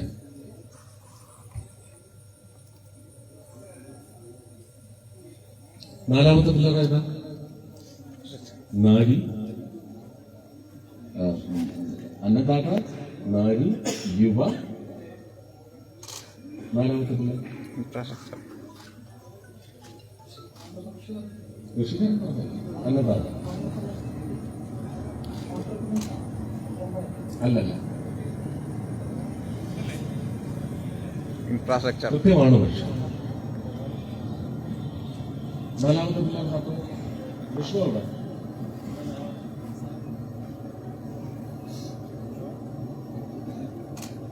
നാലാമത്തെ പില്ലർ വികസിത് ഭാരത്. നോക്കണം, സപ്പോർട്ടില്ല. അപ്പൊ ഈ പുറത്തേക്കുള്ള കുത്തൊഴുക്ക്, ശ്രീ രാജീവ് ചന്ദ്രശേഖർ പറയുന്ന കാര്യങ്ങളൊക്കെ ശ്രദ്ധിക്കാറുണ്ടല്ലോ അല്ലേ? അതിനൊക്കെ വഴിയുണ്ട്. അദ്ദേഹത്തിന് അതിലൊരു പ്രത്യേക നൈപുണ്യവും ഉണ്ട് എന്ന് എനിക്കറിയാം. അദ്ദേഹം പറഞ്ഞ ആ ഒരു ഭാവന 2026 മെയ് മാസത്തിന് ശേഷം നടപ്പിലാക്കിയെടുക്കാൻ പിന്തുണ നൽകേണ്ടത് നിങ്ങളാണ്, കേരളത്തിലെ ജനം. ഗരീബ് കല്യാൺ, വേറല്ല, ഗരീബ് കല്യാൺ. ആ ഇൻഡൈസസ് നമുക്ക് വളരെ താഴ്ത്തിക്കൊണ്ടുവരണം. ഇപ്പൊ പവർട്ടി ഇൻഡൈസസ് ചോദിക്കുകയാണെങ്കിൽ ഈ ചില പ്രതിപക്ഷ നേതാക്കൾ പറഞ്ഞു നടക്കുന്ന ഒന്നുമല്ല അവസ്ഥ. നിങ്ങളത് മനസ്സിലാക്കണം. അവർ എവിടുന്ന് ഏത് ടെക്സ്റ്റ് ബുക്കിൽ നിന്നാണ് പേപ്പറും കീറിക്കൊണ്ടുവന്ന് ഈ കീർവാണം മുഴക്കുന്നതെന്ന് അറിയത്തില്ല. ഇന്ത്യയുടെ GDP-യുടെ കാര്യത്തിലും അവരത് തന്നെയാണ് പറയുന്നത്. പക്ഷെ ഇതിനൊക്കെ വ്യക്തമായ ഒരു നാഷണൽ ഇന്റർനാഷണൽ ഓഡിറ്റ് ഇല്ല. നാഷണൽ ഓഡിറ്റ് നമ്മൾ കൊടുത്ത് അവിടെ ഡെപ്പോസിറ്റ് ചെയ്യുമ്പോൾ ഇന്റർനാഷണൽ സർവൈലൻസ് ഇല്ല ഇതിന്. അവിടുന്ന് വരുന്നത് പോലും ജനങ്ങളെ വിശ്വസിക്കാൻ അനുവദിക്കില്ല എന്ന് പറയുന്നത് എന്ത് തരം ദേശദ്രോഹം എന്ന് നമ്മൾ പറയേണ്ടതില്ല. എല്ലാവരും ചിന്തിക്കണം. ഇതിനൊക്കെ പഠിപ്പ് അത്യാവശ്യമാണെന്ന് പറയുന്നത് എനിക്ക് ഒട്ടും വിശ്വാസമില്ല. പഠിപ്പ് ഒട്ടുമേ ഇല്ലാത്തവരാണ് വോട്ടിന് വരുന്നത്. അപ്പൊ നിങ്ങൾ പഠിപ്പില്ല എന്ന് പറഞ്ഞിട്ട് ഈ വോട്ട് കൊടുക്കുന്നതിനെ പറ്റി എന്തൊക്കെ ചിന്തിക്കണമെന്ന് വിചാരിക്കുന്ന ഒരു സമൂഹമായി മാറിയാൽ അതാണ് ഏറ്റവും വലിയ ദുരന്തം.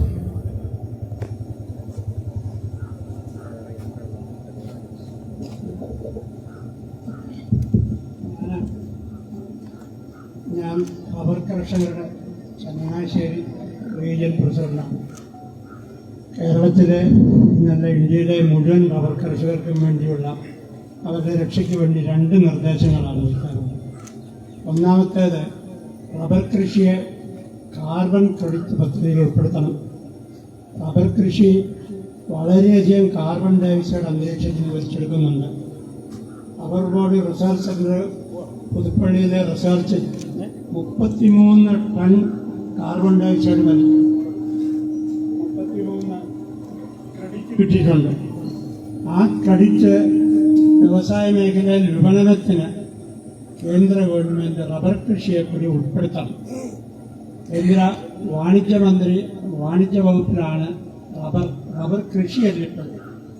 അതുകൊണ്ട് അഗ്രികൾച്ചറല്ല, നാണ്യവിള. അതുകൊണ്ട് വാണിജ്യ വകുപ്പിൽ നിന്ന് റബ്ബറിനെ കൂടി ഈ കാർബൺ ക്രെഡിറ്റ് സ്കീമിലേക്ക് ഉൾപ്പെടുത്തണമെന്ന ഒരു നിർദ്ദേശം റബ്ബർ ബോർഡിനോ നമ്മുടെ ഗവൺമെന്റിനോ കൊടുക്കണം. ഒന്ന്, ഇപ്പോൾ തന്നെ അതിൻ്റെ ആവശ്യം കേന്ദ്ര ഗവൺമെന്റ് 2022 പാസാക്കിയിട്ടുള്ള ഈ സന്തുലിത 2022 ബില്ലുണ്ട്. അതനുസരിച്ച് 282 വ്യവസായങ്ങളുടെ കാർബൺ ആ ലെവൽ 2 വർഷം, ഈ വർഷവും അടുത്ത വർഷമായിട്ട് കുറയ്ക്കണമെന്ന് നിർദ്ദേശിച്ചിരിക്കുക. കുറച്ചില്ലെങ്കിൽ തുല്യമായ ക്രെഡിറ്റ് വാങ്ങണം. അപ്പം നമ്മളെ കൂടി റബ്ബർ കൃഷിക്കാരെ കൂടി ഇതിൽ ഉൾപ്പെടുത്തിയാൽ ആ ക്രെഡിറ്റ് ഈ വ്യവസായികൾ വാങ്ങേണ്ടി വരും. അതിനുള്ള ഗസറ്റ് നോട്ടിഫിക്കേഷനൊക്കെ ഉണ്ട്. അപ്പോൾ അതിന് പ്രത്യേകിച്ചൊന്നും ചെയ്യേണ്ട. വാണിജ്യ മന്ത്രാലയത്തിൽ നിന്ന് ഇത് ഈ റബ്ബറിനെ കൂടി ഉൾപ്പെടുത്താൻ മറ്റു കൃഷിയെ പോലെ. ഒന്നുകൂടെ പറഞ്ഞോട്ടെ, ഒരു കാര്യം അല്ല, അതൊന്ന് പറഞ്ഞോട്ടെ. ആ ഒരു ലൈനിനെ കുറിച്ച് അങ്ങനെ അതിന് പ്രത്യേകിച്ചൊന്നും ചെയ്യണ്ട എന്ന് പറഞ്ഞത് വലിയ കാര്യമാണ് ചെയ്യേണ്ടത്. ഞാൻ പറഞ്ഞത് റബ്ബർ കൃഷി തന്നെയാണല്ലോ, അതിനിപ്പോൾ ആർക്കും തർക്കമില്ല. പക്ഷേ റബ്ബറിന്റെ ഉൽപ്പന്നം വ്യവസായത്തിന് വേണ്ടി ഉപയോഗിക്കുന്നതുകൊണ്ട് അത് വാണിജ്യ വിള. അത് ചെറിയ കാര്യമല്ല, വലിയൊരു വിഷയമാണെന്നാണ് പറഞ്ഞത്. ചർച്ച നടന്നുകൊണ്ടിരിക്കുകയാണ്. റബ്ബർ ബോർഡിലെ രംഗമുണ്ട് ഇപ്പോൾ. ആ രീതിയിൽ പരുത്തിയും ചണവും ഒക്കെ കൃഷി, അതും വ്യവസായത്തിന് വേണ്ടിയുള്ള നമ്മൾ അതേ രീതിയിൽ ഉൾപ്പെടുത്തണം. ഒന്നാമത്തെ വാണിജ്യ മന്ത്രാലയമുണ്ട്, വനം പരിസ്ഥിതി മന്ത്രാലയം എല്ലാത്ത ബന്ധപ്പെട്ടിട്ടുണ്ടെന്ന് തോന്നുന്നു. അവരുടെ കൊണ്ട് ഇത് ഉൾപ്പെടുത്തണം.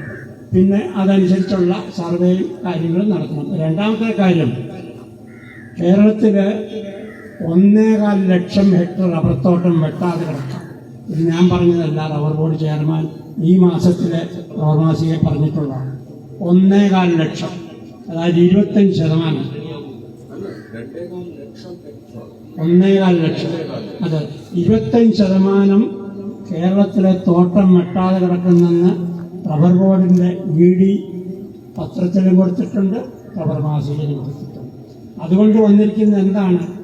$1069 മില്യൺ വേണ്ട റബ്ബർ ഇറക്കുമതി ചെയ്തു. രൂപയാണെങ്കിൽ 8000 കോടി രൂപ. ഈ റബ്ബർ വെട്ടുകായിരുന്നെങ്കിൽ, 1.25 ലക്ഷം ഹെക്ടർ വെട്ടുകായിരുന്നെങ്കിൽ ഇപ്പോഴത്തെ കണക്കനുസരിച്ച് 2 ലക്ഷം ടൺ റബ്ബർ കൂടി ഉൽപ്പാദിപ്പിക്കാം. അങ്ങനെയാണെങ്കിൽ 2000 കോടി രൂപയുടെ വിദേശ നാണയം നമുക്ക് രക്ഷപ്പെടുത്താം. പക്ഷെ റബ്ബർ ബോർഡോ ഗവൺമെന്റോ ആരും ഇതിന് ചെറുവിരൽ നൽകിയിട്ടില്ല. വെട്ടാതിരിക്കുന്നതിന് കാരണം ഒന്ന്, പണിക്കാരില്ല. രണ്ടാമത്തത്, റബ്ബർ വെട്ടുകാരൊക്കെ റബ്ബർ തോട്ടം അവരൊക്കെ മുമ്പേ പറഞ്ഞതുപോലെ വിദേശത്തോട്ടൊക്കെ പോയി വേറെ പണി നോക്കി അവർക്കൊക്കെ ചില്ലറ വരുമാനമായി. അപ്പോൾ റബ്ബർ കൃഷി സ്വാഭാവികമായി ഉപേക്ഷിക്കപ്പെട്ടു. പക്ഷെ രാജ്യത്തിനാണ് നഷ്ടം, കൃഷിക്കാർക്കല്ല നഷ്ടം, രാജ്യത്ത് റബ്ബർ വേണം. അതുകൊണ്ട് ഈ 1.25 ലക്ഷം ഹെക്ടർ തോട്ടം വെട്ടുന്നതിനുള്ള ഒരു ക്രമീകരണം വളരെ അതും വിഷമമുള്ള കാര്യമല്ല. വടക്കിഴക്കൻ സംസ്ഥാനത്ത് നിന്ന് നമ്മൾ തൊഴിലാളികളെ കൊണ്ടുവരണം, അവരെ പരിശീലിപ്പിക്കണം. ഒരു മാസം കൊണ്ടുള്ള ഒരാൾക്കൊരു 30,000 രൂപ വെച്ചുള്ള ചിലവാകും നിങ്ങൾ കണക്കാക്കിയിരിക്കുക. അത് കഴിഞ്ഞിട്ട് റബ്ബർ ഉൽപ്പാദക സംഘങ്ങളുണ്ട് കേരളത്തിൽ, 1500ഓളം. അവരെ 2-3 പേരെ വെച്ച് ഈ ഉൽപ്പാദക സംഘങ്ങൾ ഏൽപ്പിക്കുകയാണെങ്കിൽ റബ്ബർ വെട്ട് തുടങ്ങും, അവർ ഈ ഇടപാടുകളൊക്കെ ചെയ്യും. അതിനുവേണ്ടി വരുന്ന പൈസ എവിടുന്നാണ്? ഇത് റബ്ബർ കമ്പനികളുടെ CSR ഫണ്ടുണ്ട്. 1200 കോടി രൂപ അവിടേക്കാണ് ഇപ്പോൾ വടക്കിഴക്കൻ സംസ്ഥാനത്ത് റബ്ബർ കൃഷി ചെയ്യുന്നത്. അതിലൊരു 30 കോടി രൂപ തരികയാണെങ്കിൽ 10,000 ആളുകളെ ഇവിടെ കൊണ്ടുവരാം, ഇവിടെ താമസിപ്പിക്കാം, അവർക്ക് നല്ല ടേംസൊക്കെ കൊടുക്കാം. ഈ കാര്യം അവരുടെ അടുത്ത് പറഞ്ഞപ്പോൾ ബോഡി പറഞ്ഞിട്ട് അവർ ചെയ്തുകൊണ്ടില്ല. ബോഡി നിവേദനം കൊടുത്തു. ഇതിൽ ആത്മാവിൻ്റെ അടുത്ത് കൊടുത്തു, ടയർ മാനുഫാക്ചറിങ് അസോസിയേഷൻ. അവർ പറഞ്ഞ് നല്ല നിർദ്ദേശമാണ്, ഇത്തരത്തിലുള്ളൊരു നിർദ്ദേശം വരികയാണെങ്കിൽ പരിഗണിക്കാമെന്ന് പറഞ്ഞിട്ടുള്ളത്. അപ്പോൾ ഈ 2 കാര്യങ്ങൾ, 1.25 ലക്ഷം ഹെക്ടർ തോട്ടം വെട്ടാതെ കിടക്കുന്നത് എന്താണെന്ന് ആലോചിക്കും, അത് വെട്ടി. ഇവിടെ പറഞ്ഞതില്ലേ, അദ്ദേഹം ഉൾപ്പെടെ നിരവധി പ്രാവശ്യം ഞങ്ങൾ ഒന്നിച്ച് ചർച്ചയിലുണ്ടായിരുന്നു. ഇതിൽ ആ പറഞ്ഞ കാര്യങ്ങൾ, ഒന്നാ നമുക്ക് ആളുകളെ കിട്ടാനില്ല. നിലവിലിവിടെ ആളുകളില്ലാതെ കൂട്ടിക്കിടക്കുന്ന ആ 1.25 ലക്ഷം നമ്മൾ കണക്കെടുത്ത സമയത്ത് ഇതിന്റെ ഓണർഷിപ്പ് ആളുകൾ ഇവിടെ ഇല്ല, എല്ലാവരും വിദേശത്താണ്. അപ്പൊ അത് കണ്ടുപിടിക്കാൻ വേണ്ടി റബ്ബർ ബോർഡുമായി ബന്ധപ്പെട്ട ബോർഡ് ഇത് ഏറ്റെടുത്ത് RPS വഴി അതിന്റെ ഒരു ഡാറ്റാ ബാങ്ക് ഉണ്ടാക്കി കർഷകരെ, നമുക്കറിയാം ഇപ്പോൾ ഇദ്ദേഹം ഇവിടെ സൂചിപ്പിച്ചതുപോലെ യുവാക്കളായിട്ടുള്ള ആളുകൾക്ക് ട്രാപ്പേഴ്സ് ട്രെയിനിങ് അതിപ്പോ നടക്കുന്നുണ്ട്. അത് കൊടുത്തുകൊണ്ട് നമ്മൾ ഇവിടെ തന്നെ അതിനുള്ള ആളുകൾ പൈസ RPS വഴിയും അതുപോലെ തന്നെ റബ്ബർ ബോർഡൂടെ ചേർന്നുകൊണ്ട് RPS ഇപ്പൊ ട്രെയിനിങ് കൊടുത്ത് അവരെ വിടാം എന്നുള്ള നിലയിൽ സംസാരിച്ചിട്ടുണ്ട്. അപ്പൊ അത്തരത്തിലേക്ക് ആ കാര്യങ്ങൾ കണ്ടുപിടിക്കുവാനും ഈ കാര്യങ്ങൾക്ക് വേണ്ടിയിട്ടുള്ള അനുവാദവും നമുക്ക് കിട്ടിയിട്ടുണ്ട്. രണ്ടാമത്തെ കാര്യം അദ്ദേഹം പറഞ്ഞ കാർബൺ ആ വിഷയവുമായി ബന്ധപ്പെട്ട് വലിയ ചർച്ചകൾ നടക്കുന്നുണ്ട്. അത് സ്വാഭാവികമായും നമുക്ക് മാത്രം ASEAN കരാറുമായി ബന്ധപ്പെട്ടും അല്ലാതെയൊക്കെ നടക്കുന്ന പ്രശ്നങ്ങളിൽ ഇന്ത്യക്ക് തന്നെ ഒരു കൃത്യമായ ഒരു നിലപാടെടുക്കാൻ സാധിക്കാത്ത ഒരു വിഷയമാണ്. എല്ലാവരുടെയും ഇടയിൽ അതിന്റെ വിഷയത്തിൽ നമ്മൾ ആ ചർച്ചയിൽ പങ്കെടുക്കുന്നുണ്ട്. ഈ പറഞ്ഞ 2 വിഷയങ്ങളിലും നമ്മൾ ഇടപെട്ടിട്ടുണ്ട്, റബ്ബർ ബോർഡ് ഇടപെട്ടിട്ടുണ്ട്. അതുകൊണ്ട് മാത്രമാണ് എനിക്കൊരു കാര്യം കൂടി ഞാൻ പറയാൻ ആഗ്രഹിക്കുന്നു. ഇവിടെ 600 കോടി രൂപ കേരള സർക്കാർ മാറ്റി വെച്ചു എന്നാണ് പറയുന്നത്. റബ്ബറിന്റെ സബ്സിഡി 210 രൂപ കൊടുക്കുമെന്ന് പറഞ്ഞിട്ട് എന്താണ് കൊടുത്തതെന്നൊക്കെ നമുക്ക് 1 രൂപ പോലും കേരള സർക്കാരിന് 1 രൂപ പോലും ഇത്തവണ 600 കോടി രൂപ മാറ്റി വെച്ചത് കൊടുക്കേണ്ടി വന്നിട്ടില്ല. കേന്ദ്ര സർക്കാരിന്റെ കൃത്യമായ ഇടപെടലും പദ്ധതികളും എത്രയോ പദ്ധതികൾ പുതുതായിട്ട് പ്രഖ്യാപിച്ചിട്ടുണ്ട്. ഇതെല്ലാം കൊണ്ട് അദ്ദേഹത്തിന് അറിയാം 1 പൈസ പോലും അവർക്ക് എടുക്കേണ്ടി വന്നിട്ടില്ല. മുഴുവൻ സബ്സിഡി അടക്കം മുഴുവൻ കാര്യങ്ങളും റബ്ബർ ബോർഡിന്റെ ഭാഗത്തുനിന്ന് ഈ കഴിഞ്ഞ കാലങ്ങളിൽ ഉണ്ടാകാത്ത, ഇന്നേ വരെ ഒരു കാലഘട്ടങ്ങളിലും ഉണ്ടാവാത്ത രീതിയിലുള്ള പരിഗണന റബ്ബർ ബോർഡ് ഇവിടുത്തെ കർഷകർക്ക് വേണ്ടി നീക്കി വെച്ചിട്ടുണ്ട്. ഒരു കാര്യം കൂടി, അവിടെ വടക്ക് കിഴക്കൻ സംസ്ഥാനങ്ങളിലെ കാര്യം പറഞ്ഞ സ്ഥിതിക്ക് നമ്മൾ കണ്ടു കഴിഞ്ഞ ദിവസത്തെ ചർച്ചകൾ. ഇപ്പൊ ഒറ്റ ഉദാഹരണം ഞാൻ പറയാം. ത്രിപുരയിലെ റബ്ബർ ബോർഡിന്റെ ചെയർമാന് അല്ലെങ്കിൽ ED അവരെ അവിടുത്തെ സർക്കാർ അവരുടെ അതിഥികളായിട്ടാണ് സ്വീകരിച്ചിരിക്കുന്നത്. അവിടുത്തെ മുഴുവൻ പദ്ധതികളും ഈ റബ്ബറുമായി ബന്ധപ്പെട്ട് കണക്ട് ചെയ്ത് കേരളത്തിന്റെ മുമ്പ് ഇവിടെ സൂചിപ്പിച്ചതുപോലെ എല്ലാ കാര്യങ്ങളിലും ചെയ്തു കൊടുക്കാൻ വേണ്ടി സർക്കാരുകൾ മുന്നിട്ട് ഇറങ്ങി നിൽക്കുക. എന്തും ചെയ്യും. ഞാനവിടെ പോയി ആസാം, ഓരോ സ്ഥലത്തും അവിടുത്തെ കർഷകർ, അവിടുത്തെ സർക്കാർ റെഡിയാണ്. അതേസമയത്ത് കേരളത്തെ സംബന്ധിച്ച് ഇപ്പോഴാണ് ഈ പറയുന്നത്, അതും 5 ജില്ലയിൽ വലിയ സമരം വരാൻ പോകുന്നു. ചെറിയ സഹായങ്ങൾ ഇത് വെളിയിൽ വരുമെന്ന് പേടിച്ചുകൊണ്ട് ചെറിയ തട്ടിപ്പ് പരിപാടികളുമായിട്ടാണ് ഇവിടുത്തെ സർക്കാർ ഇപ്പോൾ ഉള്ളത്. ബാക്കിയുള്ള ഒരു പഠനം നടത്തിയാൽ തന്നെ ഇത് മനസ്സിലാവും കേന്ദ്ര സർക്കാരിന്റെ ഒരു പ്രശ്നമല്ല, പ്രത്യേകിച്ചത് കേരളത്തിന്റെ ഒരു പിടിപ്പുകളിലൂടെയാണെന്നാണ് എനിക്ക് ഇതിനകത്ത് പറയാനുള്ളത്.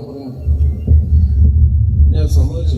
പക്ഷേ ഈ അദ്ദേഹം ആദ്യം പറഞ്ഞ വിഷയം കാർബൺ കാർബൺ എമിഷനെ സംബന്ധിച്ചും കാർബൺ ഫുട് പ്രിന്റ് ഇത് നമ്മുടെ അന്താരാഷ്ട്ര സമൂഹത്തിൽ ഇത് പലപ്പോഴും ചോദ്യം ചെയ്യപ്പെടുന്ന ചൈനയൊക്കെ പീനലൈസ് ചെയ്ത അവസ്ഥകളൊക്കെ നമുക്ക് അറിയാവുന്നതാണ്. തീർച്ചയായിട്ടും ഞാനത് PhDയുടെ നോട്ടീസിൽ അത് കൊണ്ടുവരാം, ആ അപേക്ഷ തരും. രണ്ടാമത് ഈ പറഞ്ഞ 30 കോടിയുടെ ഒരു ന്യായമാണോ അന്യായമാണോ എന്ന് എനിക്ക് അറിയത്തില്ല. നമ്മൾ അവിടുന്ന് പണിക്കാരെ കൊണ്ടുവരുമ്പോൾ ഇവിടുത്തെ ലേബർ സമൂഹത്തിന്റെ റെസിസ്റ്റൻസ് എത്ര വരും? അപ്പോ അല്ല, ഞാൻ പറയുന്നത് ഇതൊരു ജീവിതം മെനയുന്നതിന് സഹായിക്കുന്നു വന്നാൽ ഉറപ്പായിട്ടും അവരൊക്കെ തിരിച്ച് ഈ തൊഴിലിന് വരും, അല്ലെ?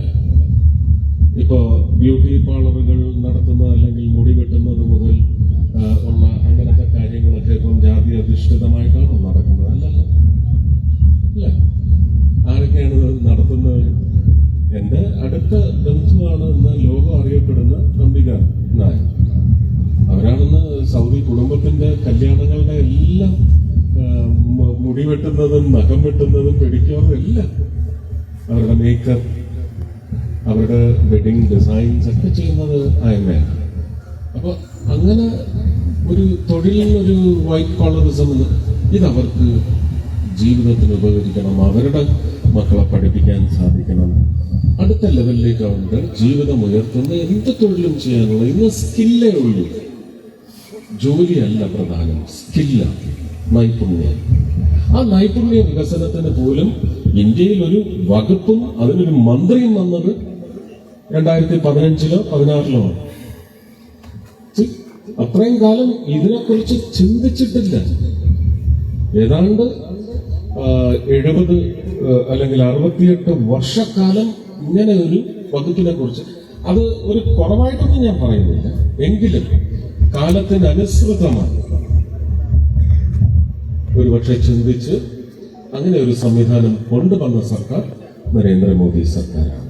1.2. അപ്പൊ ഇതെല്ലാം പൗരന്മാരുടെ ക്ഷേമത്തിന് വേണ്ടി തന്നെ, അവർക്ക് ജീവിതമാർഗം കണ്ടെത്താൻ സഹായിക്കുക, അതിനവരെ സജ്ജരാക്കുക എന്ന് പറഞ്ഞാലും അത് സേവന പ്രവർത്തനം തന്നെയാണ്. അത് പക്ഷെ ഉത്തരവാദിത്വത്തോടെ ചെയ്യുന്നതാണ്, ഔദാര്യമല്ല. അപ്പൊ അതുകൊണ്ട് സ്കില്ലിനെ സംബന്ധിച്ചായാലും ശരി തന്നെ, തൊഴിലുറപ്പിനെ സംബന്ധിച്ചായാലും തൊഴിൽ ലഭ്യതയെക്കുറിച്ചായാലും ശരി തന്നെ, ഈ 30 കോടി കൊണ്ട് മൊത്തം ആൾക്കാരെ നോർത്ത് ഈസ്റ്റിൽ നിന്ന് കൊണ്ടുവരിക എന്ന് പറയുന്നതിനോട് എനിക്കൊരു യോജിപ്പ് തോന്നില്ല. നമുക്ക് ഇവിടുത്തെ ഒരു കണ്ടിൻജന്റിനെ ബിൽഡപ്പ് ചെയ്യാൻ സാധിക്കണം. റബ്ബർ ടാപ്പിങ്ങിനും റബ്ബറിനെ പരിപോഷിപ്പിച്ച് വളർത്തുന്നതിനുമെല്ലാം നമുക്ക് അവരെയും കൂടി, അവരെയാണ് പ്രധാനപ്പെട്ട സ്റ്റേക്ക് ഹോൾഡേഴ്സ് ആക്കി മാറ്റുന്നത്. ഇവിടെയും ഉണ്ടാവണം നമുക്ക് അങ്ങനെ ഒരു സംഘം, അല്ലെ?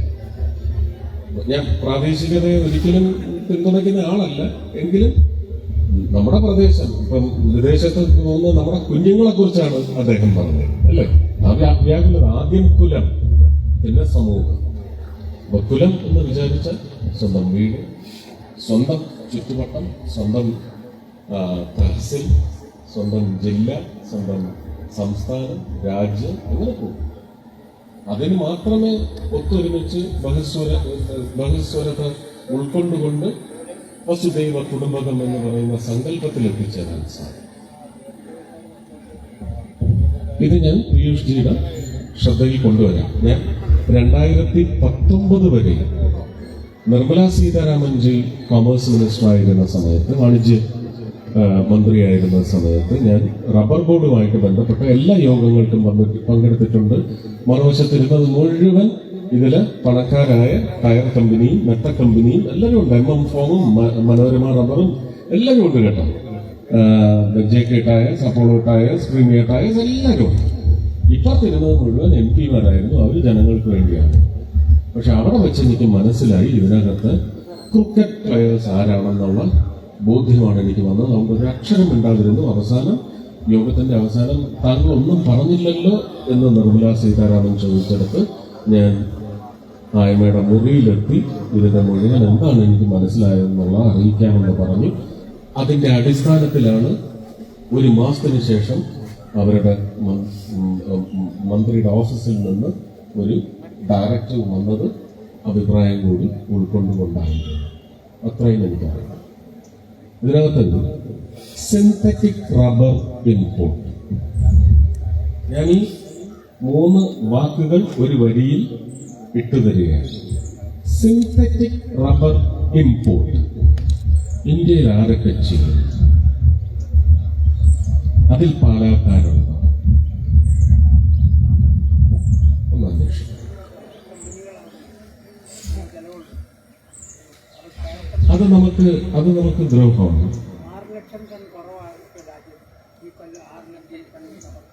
അത് ഈ 1.25 ലക്ഷം ഹെക്ടർ റീപ്ലേസ് ചെയ്യേണ്ടതല്ലേ? അപ്പൊ അത് വെട്ടാതിരിക്കാനുള്ള സംവിധാനം ഒരുക്കാൻ ഇങ്ങനെ ഒരു ഫോക്കസിന് അപ്പൊ അതില് പാലക്കാരാര്, കോട്ടയംകാരാര് എന്നൊക്കെ അന്വേഷിക്കും.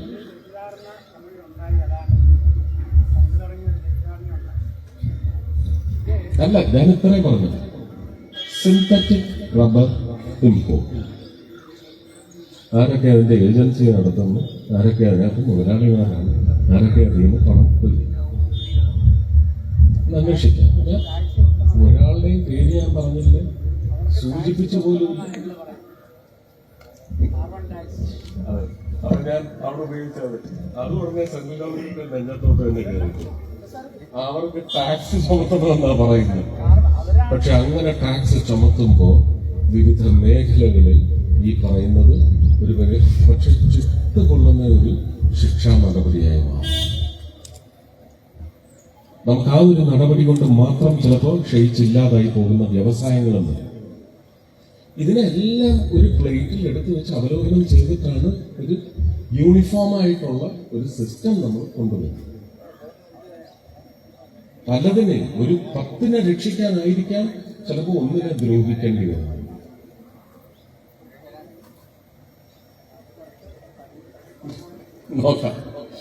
നോക്കാം, അറിയിക്കാം, ഞാൻ അറിയിക്കാം.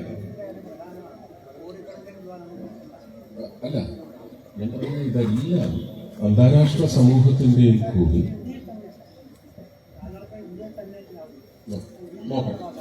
നോക്കട്ടെ. ഞാൻ ചോദിക്കാം, എനിക്ക് അതിനെക്കുറിച്ച് അറിയില്ല, ഞാൻ ഇതിനെക്കുറിച്ച് അന്വേഷിക്കാം, എനിക്ക് അതിനെക്കുറിച്ച് അറിയില്ല. എപ്പോ കൊടുത്തു? എപ്പോഴാ? 17 ഈ പറഞ്ഞു. അതിന് ഞാൻ ഓഫീസ് ചെല്ലുമ്പോൾ എനിക്ക് അതിന്റെ നോട്ട് വരും.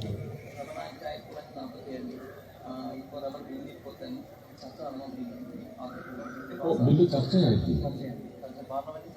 അല്ല, അപ്പൊ എനിക്കത് ഇദ്ദേഹം പറഞ്ഞ കാര്യങ്ങൾ നോട്ട് ചെയ്ത് വന്നാൽ ഞാൻ ആ ചർച്ചയിലേക്ക് കൊടുക്കാം.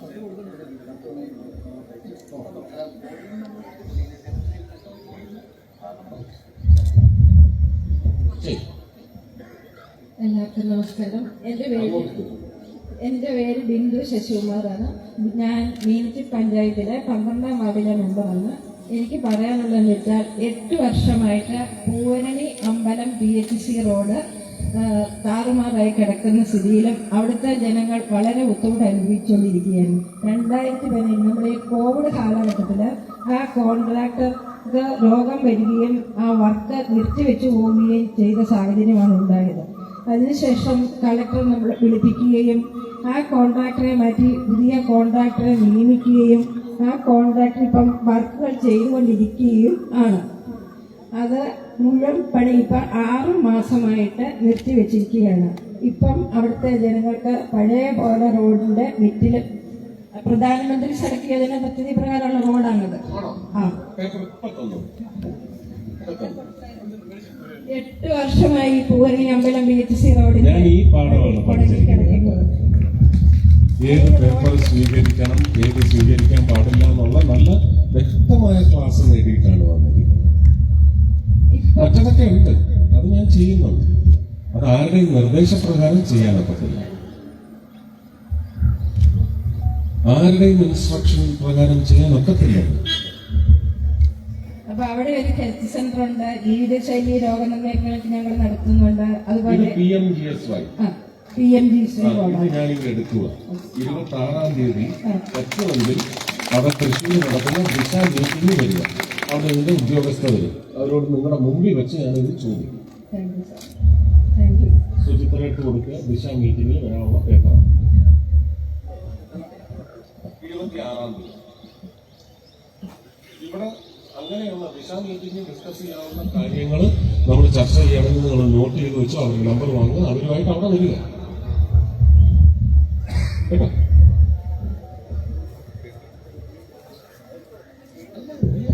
ഗ്രാമീണ സഭയ്ക്ക് യോജന 120 കോടിയാണ് ഇപ്പോ അംഗീകരിച്ച് പാസാക്കി ഡെപ്പോസിറ്റ് ചെയ്ത് കഴിഞ്ഞു. ആവശ്യാനുസരണം എടുക്കാം, ഓഡിറ്റ് കൊടുക്കുന്നതല്ല. ആ പദ്ധതികൾക്ക്, മുടങ്ങിക്കിടക്കുന്ന പദ്ധതികൾക്ക് കേരളത്തിലാണ് പൂർത്തിയായതല്ല, പൂർത്തിയാകാറുണ്ട്. സുരക്ഷേട്ടാ നമസ്കാരം. എല്ലാവർക്കും നമസ്കാരം. ഞാനൊരു പരാതി പറയാനോ ഒരു നിവേദനം തരാനോ അല്ല.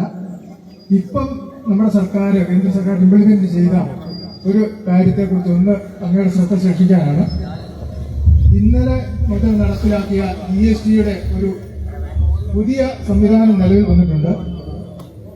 നമുക്ക് ഉണ്ടായിരുന്ന 5, 12, 18, 28 സ്ലാബുകളെല്ലാം ഒഴിവാക്കി അത് 5, 18, 2 സ്ലാബിലാക്കി മാറ്റിയിട്ടുണ്ട്.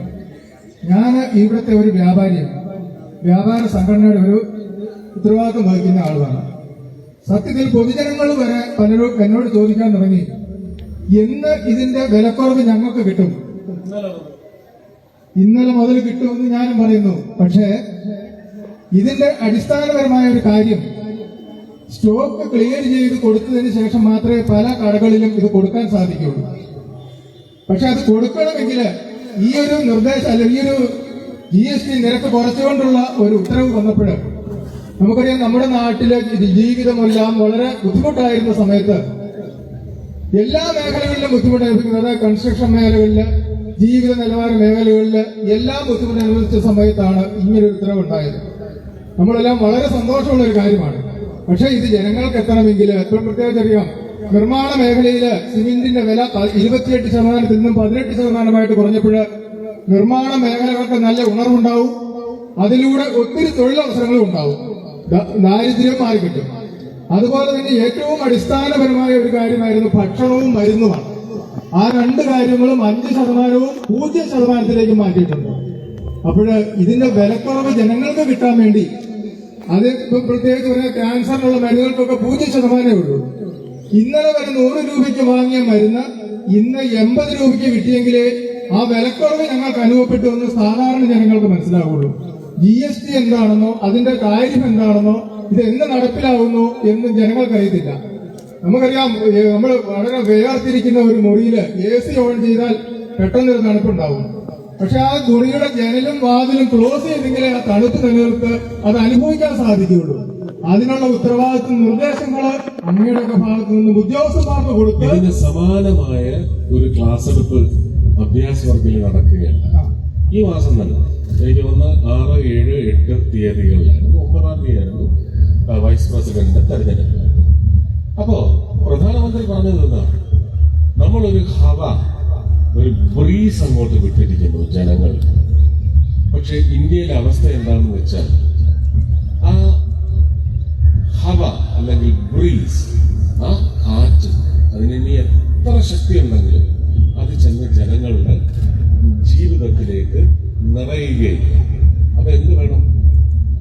ആ കാറ്റ് കൊണ്ട് സൈക്കിൾ ടയറോ ലോറി ടയറോ കാറിന്റെ ടയറോ ഒന്നും തനിയെ അങ്ങ് ഊതി വീർക്കത്തില്ലല്ലോ. നമ്മൾ കുറച്ച് എക്സ്ട്രാ ശക്തി എടുത്ത് ഊതി വീർപ്പിക്കണം. ഇതാവശ്യമാണ്. ഇതാരാ ചെയ്യേണ്ടത്? പിണറായി വിജയൻ സാറിന്റെ പാർട്ടിക്കാർ ചെയ്യുമോ? അതുകൊണ്ടാണ് ചെയ്യണ്ടേ? ജനപക്ഷമാണ് അവരുടെ രാഷ്ട്രീയമുണ്ട്, ഭരണമല്ല. അത് ഞാൻ പറയുന്നില്ല, അല്ലേ? അത് പറഞ്ഞാൽ നിങ്ങൾ എന്നെ തല്ല.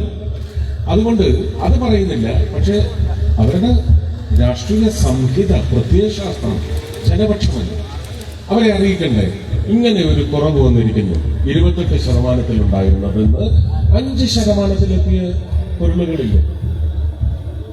ബേക്കറി എവിടെയെത്തി? ബേക്കറിക്കാരാണ് ഏറ്റവും കൂടുതൽ. കാരണം ഫാസ്റ്റ് ഫുഡിലേക്ക് പോകുന്ന അപകടം ബേക്കറിക്കില്ല. ബേക്കറി ഞാൻ നേരത്തെ പറഞ്ഞ നല്ല അമ്മയ്ക്ക് പറഞ്ഞ ഭക്ഷണ പദാർത്ഥങ്ങളാണ് ഉണ്ടാക്കി നൽകുന്നതെങ്കിൽ കുഞ്ഞുങ്ങൾക്ക് ഒരു ഓൾട്ടർനേറ്റീവ് ഫുഡ് എന്ന് പറഞ്ഞ് വിശ്വസിച്ച് കഴിക്കാവുന്നത് ബേക്കറി ഉൽപ്പന്നങ്ങളാണ്. ഫാസ്റ്റ് ഫുഡ് മുഴുവൻ എന്തൊക്കെയാണെന്ന് എനിക്കറിയത്തില്ല. വല്ലപ്പോഴും ഒരു രുചിക്ക് വേണ്ടി കഴിക്കാൻ അടിമപ്പെടരുത് എന്ന് പറയുന്ന വിഭാഗത്തിൽപ്പെടുന്നതാണ്. അതുപോലെ സ്ട്രീറ്റ് വെൻഡേഴ്സിന് കൊണ്ടുവന്നിട്ടുള്ള പദ്ധതികളാണ്. സ്ട്രീറ്റ് വെൻഡേഴ്സിന് അവർക്ക് സ്കില്ലിംഗ് ഉണ്ട്. പെട്രോളിയം മിനിസ്ട്രിയിൽ ചോദിച്ചാൽ ഹൈഡ്രോ കാർബൺ സ്കില്ലിംഗ് ഇപ്പൊ വന്നതാണ്. അല്ലെങ്കിൽ ഇവിടെ ITIയിലും പോളിടെക്നിക്കിലും ഒക്കെ പഠിച്ചു വരുന്ന ഡ്രാഫ്റ്റ്സ്മാൻമാരാണ് ഇതിന്റെ ആ ഡ്രാഫ്റ്റ്സ്മാന്റെ ജോലി ചെയ്യുന്നത്. വെൽഡിംഗ് എല്ലാവരും ജനറൽ വെൽഡിംഗ് ആണ്. ഇന്ന് ഹൈഡ്രോ കാർബൺ സ്കില്ലിംഗ് എന്ന് പറഞ്ഞ് പെട്രോളിയം ഇൻഡസ്ട്രിയിൽ എന്താണ് വെൽഡിംഗ്, സേഫ്റ്റി ഫീച്ചേഴ്സ് എന്താണ്, നിങ്ങൾക്ക് എത്ര സ്ട്രോക്ക് എടുക്കാം, അതിന്റെ ഹീറ്റ് ഓഫ് കമ്പസ്റ്റൻ എത്രയിൽ നിലനിർത്തണം എന്നൊക്കെ പറഞ്ഞു കൊടുക്കുന്ന ആ പാരാമീറ്റേഴ്സ് ഉണ്ട്. അതിന് പ്രത്യേക സ്കില്ലിംഗ് ആണ്. സാധാരണ വെൽഡിംഗ് ചെയ്യുന്ന ആളിനെ പോയിട്ട് പെട്രോളിയം ഇൻഡസ്ട്രിയിലെ പൈപ്പ് വെൽഡിങ്ങിന് ഒന്നും ജോലി ചെയ്ത് ഫലിപ്പിക്കാൻ ഒക്കത്തില്ല. അപകടങ്ങളും സൃഷ്ടിക്കാം, പിന്നെ അപകടം സൃഷ്ടിക്കുന്ന അവസ്ഥകൾ ഒരുക്കി വെച്ചിട്ട് പോവുകയും ചെയ്യാം. അപ്പൊ ഈ പറയുന്ന കാര്യങ്ങൾ ധരിപ്പിക്കണം ജനങ്ങൾ. അതിനാണ് ഇന്നലെ മുതൽ സേവ അതിനായുള്ള ഒരു അടിയന്തര ശ്രദ്ധ അങ്ങയുടെ ഭാഗത്തുനിന്ന് ഇന്നലെ തുടങ്ങിക്കഴിഞ്ഞു. ഉണ്ടാവണമെന്നൊരു അഭ്യർത്ഥന മാത്രമാണ് അത് ഇന്നലെ തുടങ്ങിക്കഴിഞ്ഞു. ഇത് 8-ാം തീയതി പ്രധാനമന്ത്രി സംസാരിച്ചപ്പോൾ പറഞ്ഞത് നമ്മളിത് ഊതി തന്നെ കേൾക്കണം. ജനങ്ങളുടെ അവകാശമാണ് ഇനി. ഒരു ഭരണം ജനപക്ഷത്തേക്ക് ഇങ്ങനൊരു വലിയൊരു വിപ്ലവമാണ് സൃഷ്ടിച്ചിരിക്കുന്നത്. 2016 ഒരു രാജ്യം ഒരു ടാക്സ് എന്ന് പറഞ്ഞെങ്കിൽ ആ ടാക്സ് എന്തായിരിക്കണമെന്ന് നമ്മൾ ഇത്രയും കാലം വളർന്ന് നിശ്ചയിച്ച് വെട്ടിച്ചുരുക്കി ജനങ്ങളുടെ ജീവിതത്തിലേക്ക് കൊണ്ടുചെന്ന് ചേർക്കുന്നതിന് വേണ്ടി വിപ്ലവാത്മകമായ ഒരു മുന്നേറ്റം നടത്തുന്നുണ്ടെങ്കിൽ അത് അവരുടെ മനസ്സിലേക്ക് പമ്പ് ചെയ്ത് തന്നെ കേൾക്കണം. ഒരു കടയിൽ ചെന്നാൽ എന്റെ ഒരു ഉൽപാദകനിൽ നിന്ന് ഒരു ഏജന്റിലൂടെ, കച്ചവടക്കാരനിലൂടെ ഉപഭോക്താവായ എന്നിലേക്ക് എത്തുമ്പോൾ എന്റെ അവകാശം എന്ത് എന്ന് ബോധിപ്പിക്കുന്ന വ്യാപാർ മേള, അദ്ദേഹം ഉപയോഗിച്ച വാക്ക് വ്യാപാർ മേളകൾ എല്ലാ ജില്ലകളിലും എല്ലാ പഞ്ചായത്തുകളിലും നടക്കണം. ഒരു വീട്ടമ്മ ഒരു കടയിൽ ചെന്ന് സാധനം വാങ്ങുമ്പോൾ കൃത്യമായി പറയണം, 22-ാം തീയതി മുതൽ ഇത്ര രൂപയാകൂ, എന്റെ മോൻ കാൽക്കുലേറ്റർ വെച്ച് ഈ ഉപ്പിന് ഇത്ര കാശയാകൂ എന്ന് പറഞ്ഞ് അതിൽ നയ പൈസ കൂടുതൽ തരാൻ ഞാൻ തയ്യാറല്ല എന്ന് പറയുന്ന അമ്മമാരുണ്ടാവണം. അത് വ്യാപാരികൾക്ക് നല്ലതാണ്, അവർക്കൊന്നും നഷ്ടപ്പെടുന്നില്ല. നഷ്ടം ബാലഗോപാൽ സാറ് പറയുന്നത് പോലെയുള്ള നഷ്ടമേ ഇതിനകത്തുള്ളൂ. അതൊക്കെ നഷ്ടമാണോ എന്ന് എനിക്കറിയത്തില്ല. അപ്പോഴും ജനങ്ങളെ ദ്രോഹം തുടർന്നോളാനാണോ അദ്ദേഹം പറയുന്നത്? ഈ കുറവൊന്നും വരുത്തണ്ട എന്നാണോ അദ്ദേഹം പറയുന്നത്? ടാക്സിന്റെ മുതലാളിയൊന്നുമല്ലല്ലോ കേന്ദ്ര സർക്കാർ. നിങ്ങൾ നൽകുന്ന കാശിൽ തന്നെയാണ് കേന്ദ്ര സർക്കാരും പങ്കുവെച്ച് എല്ലാവർക്കും കൊടുക്കുന്നത്. അപ്പൊ അതുകൊണ്ട് GSTയെ സംബന്ധിച്ച് ബോധവൽക്കരണം എന്ന് പറയുന്നത് ഹരിയുടെയും ലിജിന്റെയും ഷോണിന്റെയും എല്ലാം വലിയ ഉത്തരവാദിത്വമാണ്. തുടങ്ങി വെക്കാൻ എനിക്ക് സാധിക്കും. അത് ഞാൻ തുടങ്ങി വെച്ചിട്ടുണ്ട്, ഇന്നിവിടെ ആവർത്തിച്ചിട്ടുമുണ്ട്. കാർ കമ്പനിക്കാർ മോദിജി പറഞ്ഞതാണ്. ഇത് എനിക്ക് തോന്നുന്നു 1-ാം തീയതി പ്രഖ്യാപിച്ചു അല്ലേ? GST മീറ്റിംഗ് കഴിഞ്ഞ് 1-ാം തീയതി പ്രഖ്യാപിച്ചു കഴിഞ്ഞപ്പോ 2-ാം തീയതി ഇന്ത്യയിലെ പ്രധാനപ്പെട്ട, അതിൽ ടൊയോട്ടയും മറ്റുള്ളവരും പെടുമെന്ന് എനിക്കറിയത്തില്ല, അവർ 22-ാം തീയതി വരെ കാത്തു നിൽക്കുന്നില്ല. ഞങ്ങളുടെ കാറിന് ഏതാണ്ട് 4 ലക്ഷം രൂപ, ഞങ്ങളുടെ കാറിന് 5 ലക്ഷം രൂപ കുറവ് വരും, ഞങ്ങൾ നാളെ മുതൽ ഇത് നൽകാൻ തയ്യാറാണെന്ന് പറഞ്ഞ കാർ കമ്പനിക്കാരുണ്ട്. ഇത് പ്രധാനമന്ത്രിയുടെ പ്രസംഗമാണ് ഞങ്ങൾ കാര്യകർത്താക്കൾക്ക് വേണ്ടി. അപ്പൊ കച്ചവടക്കാരെല്ലാം കഴുത്തർപ്പന്മാരാണെന്ന് പറയുന്ന ഒരു ധാരണയും പാടില്ല. ചിലപ്പോൾ ചെയ്തുകൊണ്ടിരിക്കുന്ന സിസ്റ്റം തുടരുന്നത് നമുക്ക് ദ്രോഹമാവുന്നു എന്ന് അത് പറഞ്ഞ് തിരുത്താവുന്നു. പറഞ്ഞ മനസ്സിലാക്കും. അപ്പൊ ഏതൊക്കെ ഉൽപ്പന്നങ്ങൾക്ക് 28-ൽ നിന്ന് 18-ലേക്ക് വന്നു, 28-ലും 18-ലും ഉണ്ടായിരുന്നത് 5-ലേക്ക് ഏത് വന്നു, 12-ലേക്ക് ഏത് വന്നു എന്നൊക്കെ നോക്കണം. സ്വർണത്തിനാണെന്ന് തോന്നുന്നു ഏറ്റവും കൂടുതൽ കുറവല്ലേ, പക്ഷെ അതിന്റെ വില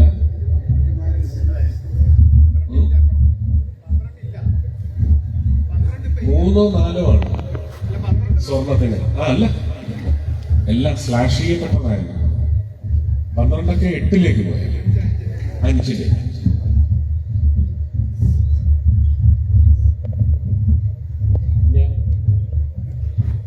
അങ്ങോട്ട് തീരുണ്ട. നമസ്കാരം. കേരളത്തിലെ ഏറ്റവും വലിയൊരു പ്രശ്നമായിട്ട് മാറിയിട്ടുള്ള ഒന്നാണ് തെരുവുനായ ശല്യം. തെരുവുനായ ശല്യം നിലവിൽ ഹൈക്കോടതികളിൽ കിടന്ന കേസുകളെല്ലാം സുപ്രീം കോടതി ഒരു ജഡ്ജിയുടെ ഇപ്പോൾ പറഞ്ഞിരിക്കുന്നത് സുപ്രീം കോടതിയിലേക്ക് മാറാൻ പറഞ്ഞിട്ടുണ്ട്. അപ്പോൾ കോടതി ഉത്തരവില്ല 1960 prevention of cruelty against animals എന്ന് പറഞ്ഞ ഒരു നിയമമാണ് പ്രശ്നമെന്ന് സംശയമുണ്ട്. പാർലമെന്റ് പാസാക്കിയ മൃഗങ്ങളെ സംരക്ഷിക്കുന്ന ഒരു നിയമം നിലവിലിവിടെ നിലനിൽക്കെ നായകളുടെ ആക്രമണത്തിൽ പെടുന്ന സാധാരണ ജനത്തിന് ഒരു നഷ്ടപരിഹാരം കിട്ടാനോ ഇല്ലെങ്കിൽ ഒരു ആശ്വാസം കിട്ടാനുള്ള നിയമം ഒന്നും അതിലുണ്ടെന്ന് തോന്നുന്നുമില്ല. അപ്പൊ ഈ സാഹചര്യത്തിൽ ഈ പറഞ്ഞ നിയമം ഭേദഗതി ചെയ്യാനോ ഇല്ലെങ്കിൽ തെരുവുനായ ആക്രമണത്തിൽ പെടുന്ന ജനങ്ങൾക്ക് ഒരു ആശ്വാസം കിട്ടാനോ തെരുവുനായകളെ നിയന്ത്രിക്കാനും ഷെൽട്ടർ ചെയ്യണം. ഒന്നുകളെല്ലാം നമ്മൾ ജനം ആവശ്യപ്പെട്ടിട്ടില്ല ഇതുവരെ. അപ്പൊ അങ്ങനെയുള്ള ഒരു ഇതിന് പാർലമെന്റിന് താങ്കൾ നമ്മുടെ മറ്റ് സംസ്ഥാനങ്ങളിലെ എംപിമാരെ ആണെങ്കിലും കൂട്ടിച്ചേർത്തുകൊണ്ട് ഒരു നടപടി സ്വീകരിക്കണമെന്ന് അപേക്ഷിക്കുന്നു. ഒരു മന്ത്രി എന്ന നിലയ്ക്ക് എനിക്ക് പാർലമെന്റിൽ പ്രസംഗമില്ല എന്നുള്ളത് അറിയാമല്ലോ. പ്രതിപക്ഷത്തും എന്തെങ്കിലും ഭരണപക്ഷത്തെ ട്രഷറി ബെഞ്ചിനെ ബാധിക്കുന്നതായ പ്രശ്നങ്ങളുടെ സൂചനയുണ്ടായാൽ അതിന് മറുപടി പറയാൻ പ്രാപ്തനാണെങ്കിൽ കൈ ഉയർത്തിയാൽ അവസരം തരും. അതും ആ വിഷയമായിരിക്കും. ഇതേ ഉള്ളൂ അവർ. എനിക്കൊരു അവകാശം. മന്ത്രിയായാലും അത്രയും. എം പി ആണ് വിഷയങ്ങൾ സ്പെഷ്യൽ സബ്മിഷനുണ്ട്, 0 അവർ ഉണ്ട്. നമുക്കതൊന്നുമില്ല. ഞാൻ സംസാരിച്ചതെല്ലാം അങ്ങനെ അവസരം തന്നിടത്താണ്. സ്പീക്കറോ രാജ്യസഭയിലെ വൈസ് ചെയർമാനോ തന്ന അവസരത്തിൽ മാത്രമാണ് സംസാരിച്ചത്. ഇതുപോലെയുള്ള വിഷയങ്ങൾ ശ്രീ ജോസ് കെ മാണിയോ NK പ്രേമചന്ദ്രനോ ഒക്കെ അവതരിപ്പിക്കുന്ന സമയത്ത് നമ്മൾ അവിടെ നിന്ന് അസോസിയേറ്റ് ചെയ്യും. അവരുടെ പ്രസംഗത്തിന്റെ കോപ്പി വാങ്ങിച്ചത് ഞാനിത് അപ്രൂവ് ചെയ്യുന്നു എന്ന് പറഞ്ഞ് ഒപ്പിട്ട് കൊടുക്കാറുണ്ട്. ഇതവിടെ അതിന് വില ഉണ്ടാവും. ഇത്രയും നടക്കും ഞങ്ങളത്.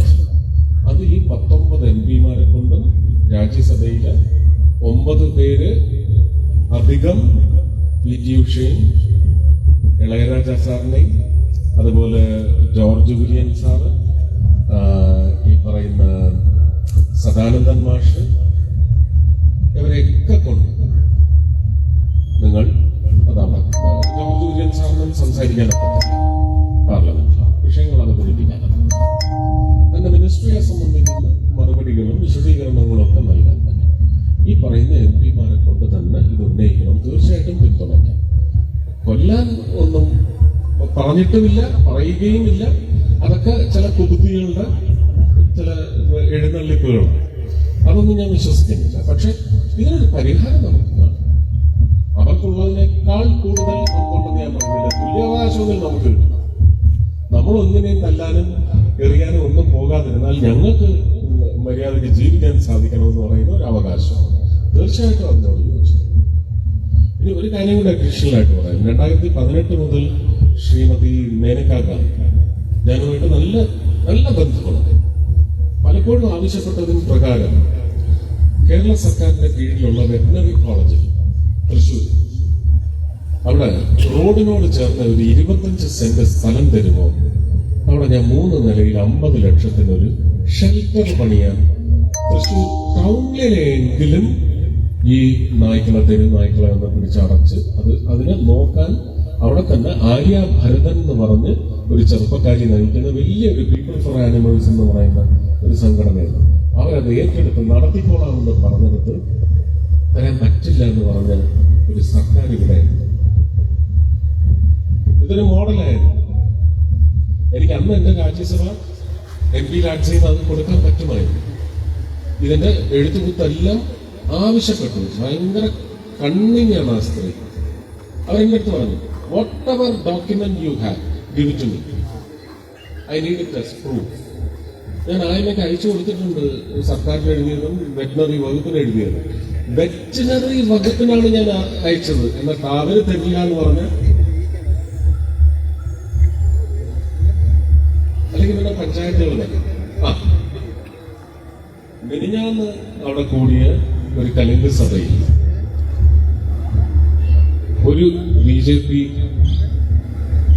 പഞ്ചായത്ത്, എന്റെ തന്നെ പാർട്ടിയുടെ പഞ്ചായത്താണ് ആമനശ്ശേരി, വന്നതെന്ന് പറഞ്ഞത് പഞ്ചായത്തിനൊന്നും സ്ഥലം കൊടുക്കാൻ ഒക്കത്തില്ല. നിങ്ങളുടെ പാർട്ടി മെമ്പർമാരുണ്ടല്ലോ ഇവിടെ, പഞ്ചായത്ത് വാർഡ് മെമ്പർമാരായിട്ട്, നിങ്ങളുടെയൊക്കെ വീട്ടിലൊരു 10 സെന്റ് സ്ഥലം വെച്ചിട്ടാണ് അവിടെ ഞങ്ങൾ പട്ടി ഷെൽട്ടർ പണിയാം. എന്തൊരു ജനാധിപത്യ വിരുദ്ധതയാണത്.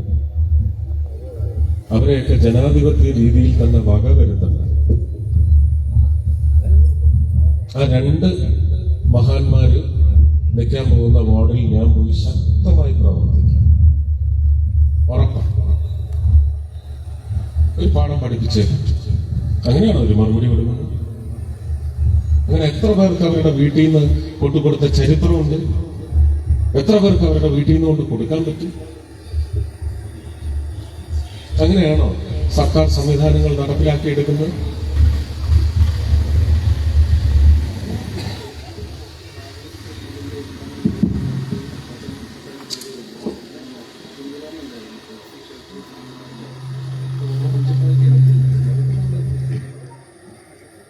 സാർ നമസ്കാരം.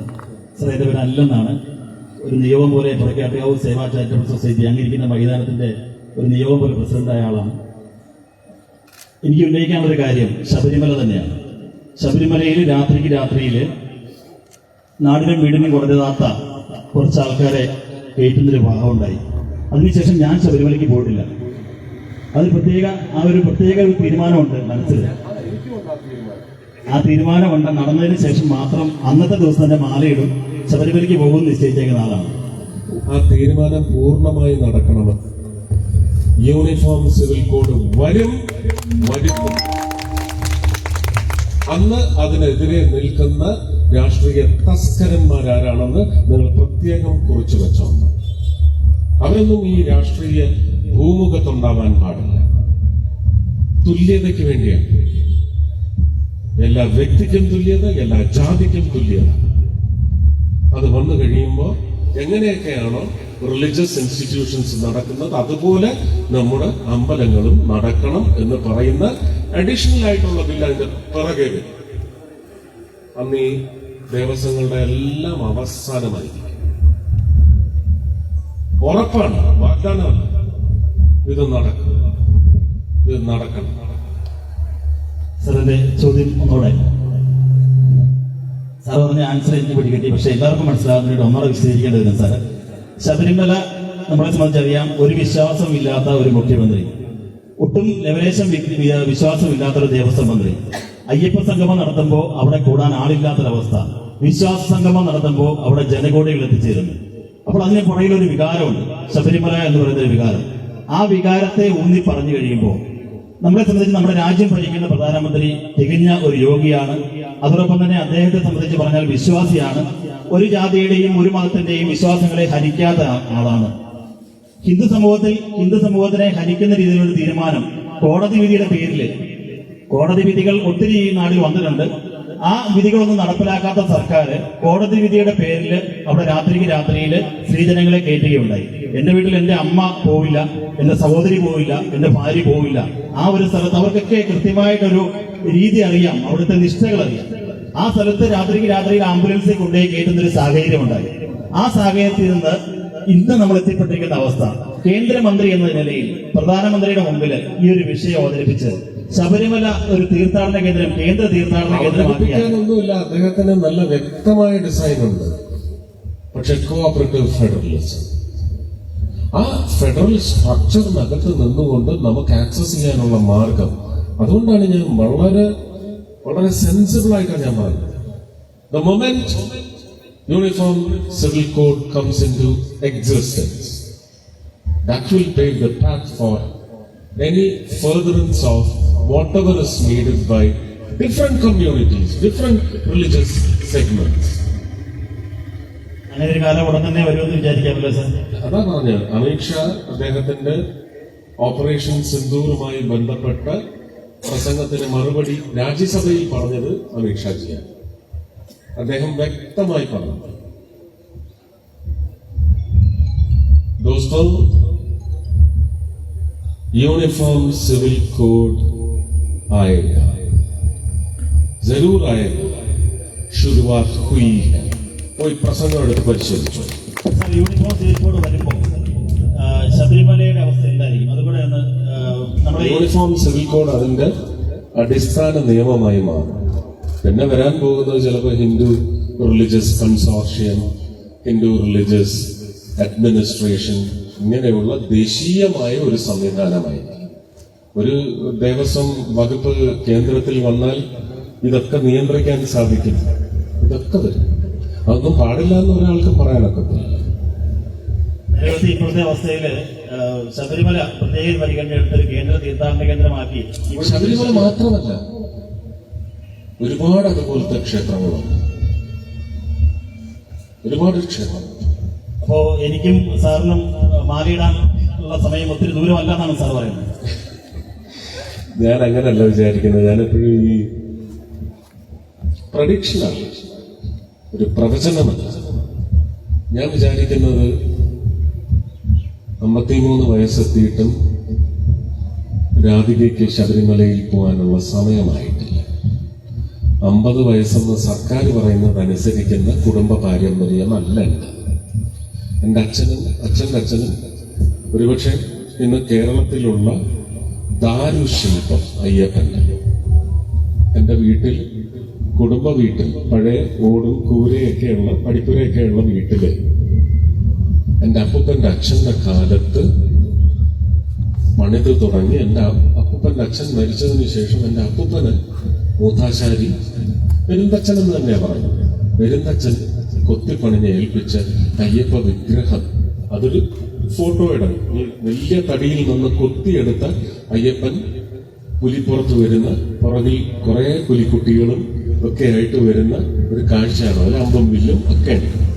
അപ്പൊ തിരിച്ച് പന്തളത്തേക്ക് വരുന്ന വരമാണ് ചിത്രത്തിലുള്ളത്. അതിനൊരു 3 അടി ഉയരവും 2.5 അടി ഉയരവും ഒരു 2 അടി വീതിയും ഉണ്ട്. ആ പടത്തിന്റെ മുമ്പിലാണ് എൻ്റെ അമ്മയെ കല്യാണം കഴിച്ച ആ വീട്ടിൽ കുടിയിരുത്തിയപ്പോ അമ്മ വിളക്ക് കൊണ്ടുവച്ചത് ആ പടത്തിന്റെ മുമ്പിലാണ്. അതിന് 100 വർഷത്തിന് മേലെ വയസ്സുണ്ട്. ഒന്ന് ആലോചിച്ചോ, എൻ്റെ അച്ഛന്റെ നല്ല കാലത്ത് കിട്ടിയ ഒരു വിഗ്രഹമാണ്. ആ പാരമ്പര്യമാണ് ഞങ്ങൾ എപ്പോഴും തുടരുന്നത്. അതുകൊണ്ട് രാധികയ്ക്ക് എപ്പോ അവിടെ ചെല്ലാനുള്ള പ്രാപ്തി ഫിസിയോളജിക്കൽ, ശാരീരികമായി എപ്പോ ലഭ്യമാകുന്നു അന്നേരം ഞാൻ വരും എന്നാണ് ഇപ്പൊ എന്റെ പ്രതിജ്ഞയൊന്ന് മാറ്റി, ശപഥമൊന്ന് മാറ്റി പറഞ്ഞിരിക്കുന്നത്. രാധികയ്ക്ക് ആ പ്രാപ്തി വരുമ്പോൾ ഞാൻ വരാൻ എൻ്റെ അയ്യപ്പ എന്നാണ് ഞാൻ പറഞ്ഞിരിക്കുന്നത്. അപ്പോഴേക്കും ഇതൊക്കെ സാധ്യമാകുന്നൊരു മോഹം.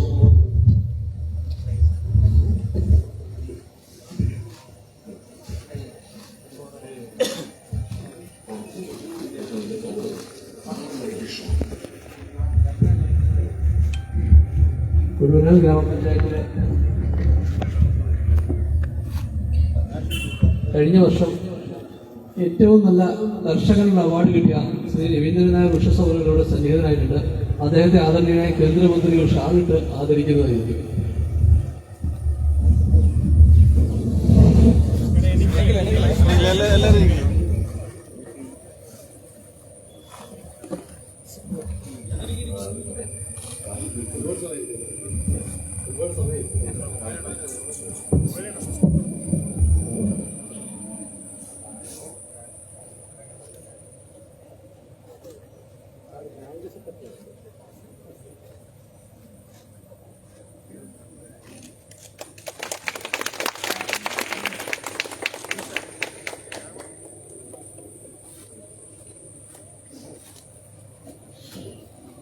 നന്ദി പറയേണ്ടത് ഞാനാണ്, പക്ഷെ ഒരാളുടെ അവസരം ഞാൻ നിഷേധിക്കുന്നില്ല. എങ്കിലും ഞാൻ നന്ദി പറയുന്നു. മനോഹരമായ ഇത്തരത്തിലുള്ള ചർച്ചകളൊക്കെ എൻ്റെ സാന്നിധ്യത്തിലും മണ്ഡലത്തിലും ജില്ലയിലും ഒക്കെ ഉണ്ടാകും.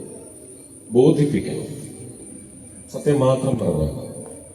ചിലപ്പോൾ ചില പാകപ്പിഴകളൊക്കെ ഉണ്ടായിരുന്നു വരും, അതൊക്കെ നമുക്ക് തിരുത്താവുന്നതാണ്. പക്ഷെ ഫാക്ട്സ് നമുക്ക് എപ്പോഴും പ്രസന്റ് ചെയ്യാൻ പറ്റണം. ജനങ്ങളെ ജനാധിപത്യ സംവിധാനത്തിൽ തിരഞ്ഞെടുപ്പ് എന്ന് പറയുന്ന പ്രക്രിയയിൽ എന്തൊക്കെ കോലാഹലം സൃഷ്ടിച്ചാലും എന്തൊക്കെ കുത്തിത്തിരിപ്പുണ്ടാക്കിയാലും ഞങ്ങൾ ഇതിന്റെ നേർവഴിക്ക് എന്ന് പറയുന്ന ചിന്തയിൽ നമുക്ക് നിരന്തരം സഞ്ചരിപ്പിക്കാൻ സാധിക്കും. അതുകൊണ്ട് ഒന്നുകൂടി നന്ദി പറയുന്നു. വളരെ മനോഹരമായിരുന്നു ഈ സംഗമം. എല്ലാവർക്കും നമസ്കാരം. നമ്മുടെ ഈ കലിംഗ സംഗമം